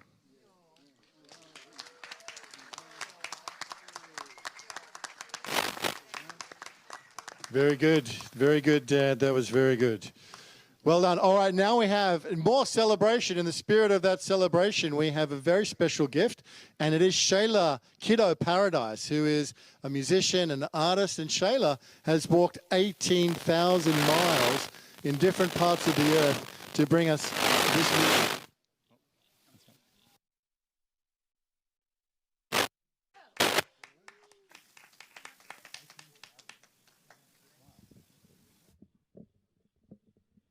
Hi. Oh my gosh, it's so good to be here. Does anybody want to just take a breath? Can we take a big breath?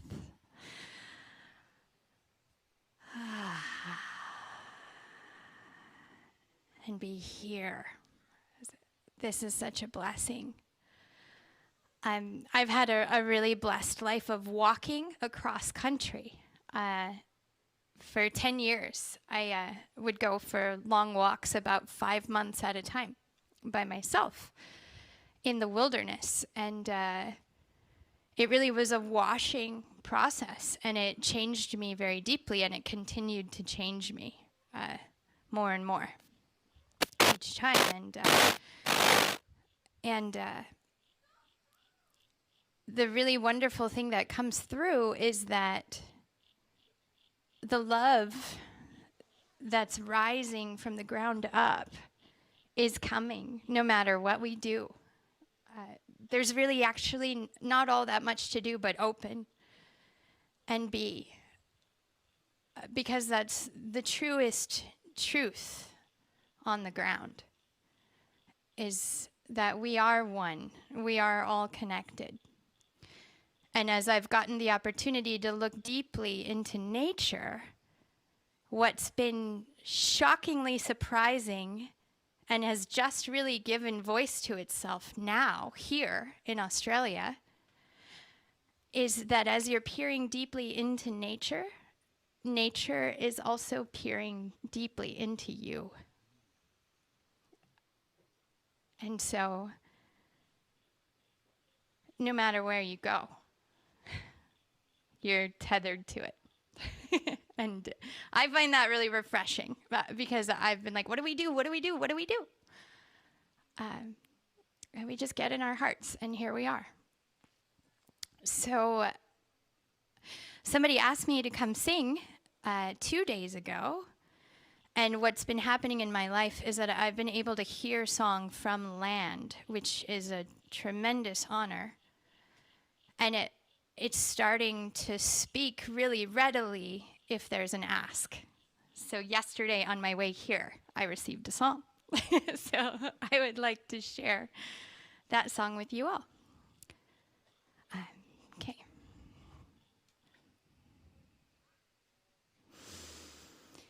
Sacred earth, I walk to meet you. Place of birth, I hear your call. To the fight no more, forever place, where the land can set us free, as we give ourselves to peace and grace. As one may we be. Sacred water, I flow to meet you. Heart of hearts, I hear your call. To the fight no more, forever place, where the river meets the sea, where we wash the tears upon our face. As one we will be. Sacred sky, I rise to meet you. Breath of life, I hear your call. To the fight no more, forever place, where the eagle goes to sea. In a boundless world of light and space, as one may we be. Sacred fire, I bow to meet you. Morning star, I hear your call. To the fight no more, forever place, where the dream has set us free. Eternal witness of human grace, as one we will be. Thank you.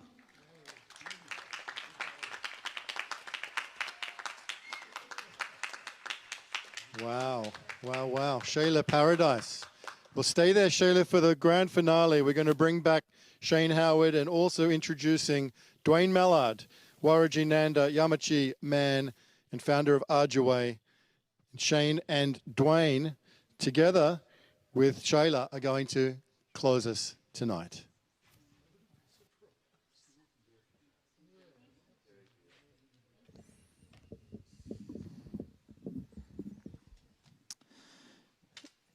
Thank you, Auntie Carolyn Briggs, for welcoming me to this country and all of us today. Very special.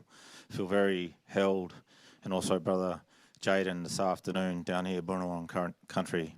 And also pay my respects to the First Nation mob right across this country, and particularly Brother Amos Roach. Had the privilege of meeting and spending time with his dad. Rest in peace. My name is Dwayne Mallard. I'm a Yamaji man from the northwest of WA, from Wajiri Nunda peoples. Sunset mob. Just always an honour to be over here with this sunrise mob. In between there and here, we've got all the songlines. Pay my respects to the Mari Mari Barkanji and Yampa, and the privilege of being involved with Brother Shane, Ben, Jim, and many others, Jason, and the families out there, to support them to commemorate the coming home of not only our oldest ancestor of modern humans, Mungo Man, and many other remains at the time, to stand in unity for the restored dignity of a culture that has been ploughed and pummeled into oppression. To paraphrase Jim at the time, he said, Mungo Man may well ask, what have you done to my people, and what have you done to my country? And as Shane said, there's no shortage of chaos and carnage and wreckage, and there's some big questions to be answered. And sitting with Auntie Mary Pappen, rest in peace, out there on the banks of Willandra Lakes, Lake Mungo, and hearing her listen to a scientist humbly ask if for one last time he could do a test on Mungo at the university before he came home. And with grace and dignity, Auntie Mary said, that's okay. You can do your scientific experiment so that one day it'll catch up to what our old people always knew. We were always here. These words are the imagining of another way, Arja way, because in this Western construct of the world that we live in, there only ever seemed to be this way and that way, right way, wrong way, your way, my way, Jija way, that way. But in Aboriginal psyche, a way of thinking, doing, being, creating, there was always Arja way.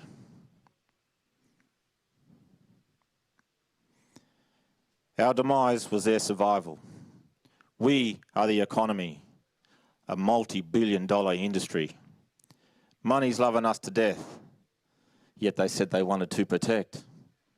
Who from who? They took our country and raped our wives.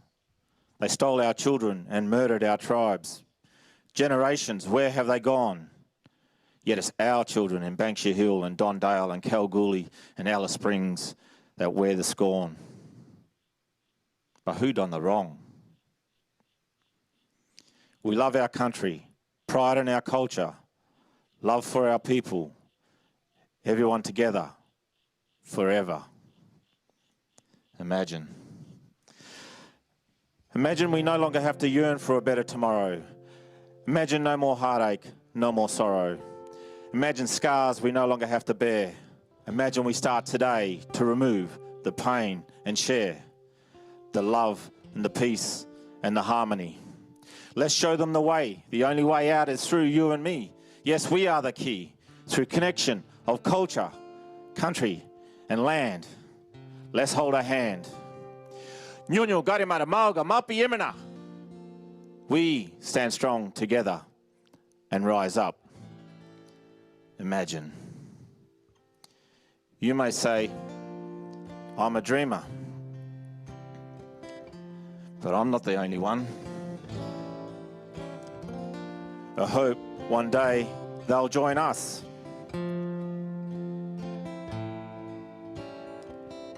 So the world will live as one.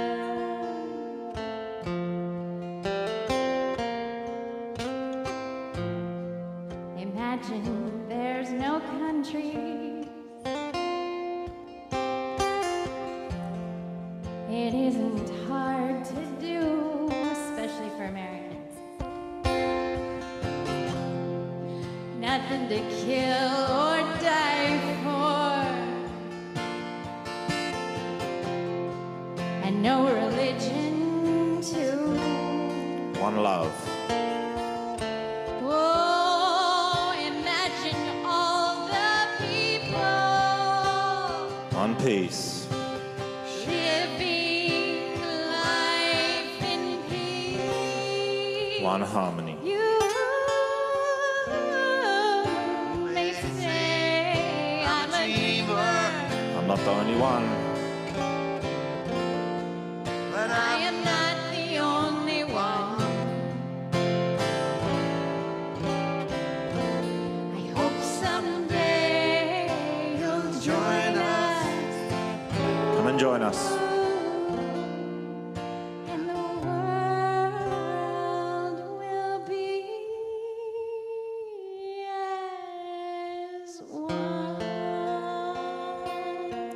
One love, one peace, one harmony.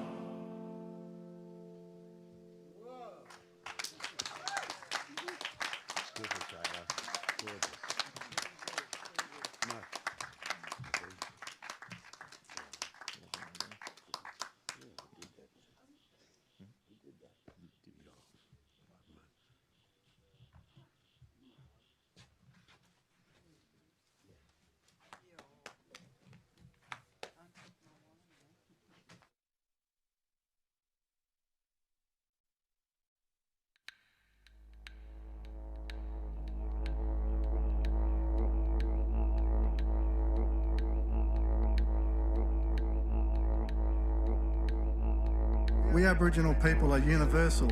Our dreaming doesn't separate heaven from earth, as we are connected to the universe from the ground, our mother, to the trees, to the animals, to the sky, to the stars, to the sun and the moon.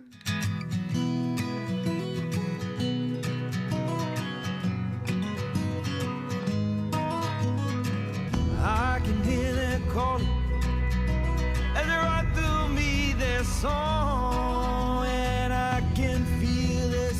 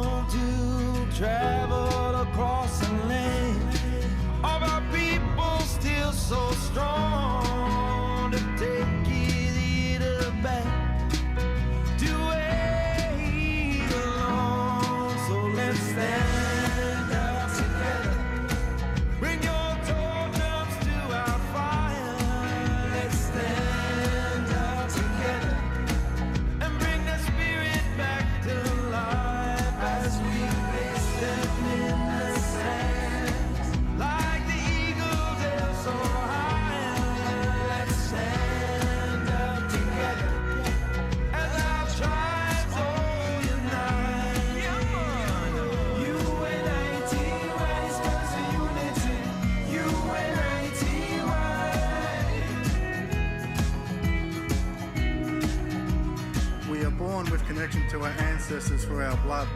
Our hearts beat the same whether or not we are conscious of it. Our ancestor spirit carries it and is connected to our spirits, just as every generation before. Our blood and our spirit is our key, not the colour of our skin. One by one we'll take it to the top. A message from our dream. Till we get there, we won't stop. Won't you sing with me, my sister? Yes, sing with me, my friend. Sing with me, my brother. Sing it to a brother, man. As one till the end, let's stand up together. Bring your totems to our fire.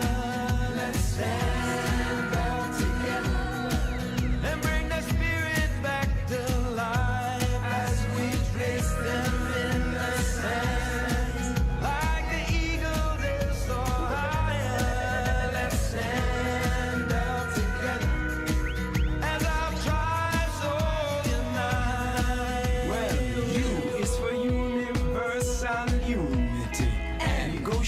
For peace are necessary.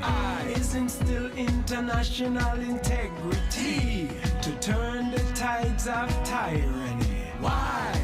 Cause that's the way it should be when we all stand together universally.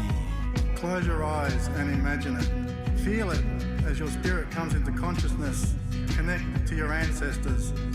No matter where you are, you will always have your connection to your country and your ancestors, as your ancestor spirit will never leave you.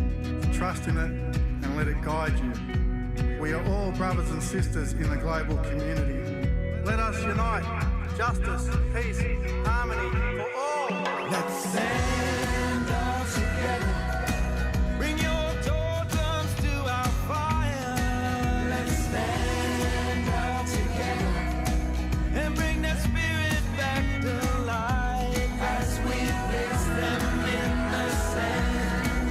Like the eagle, they're so high. Let's stand up together as our tribes all unite.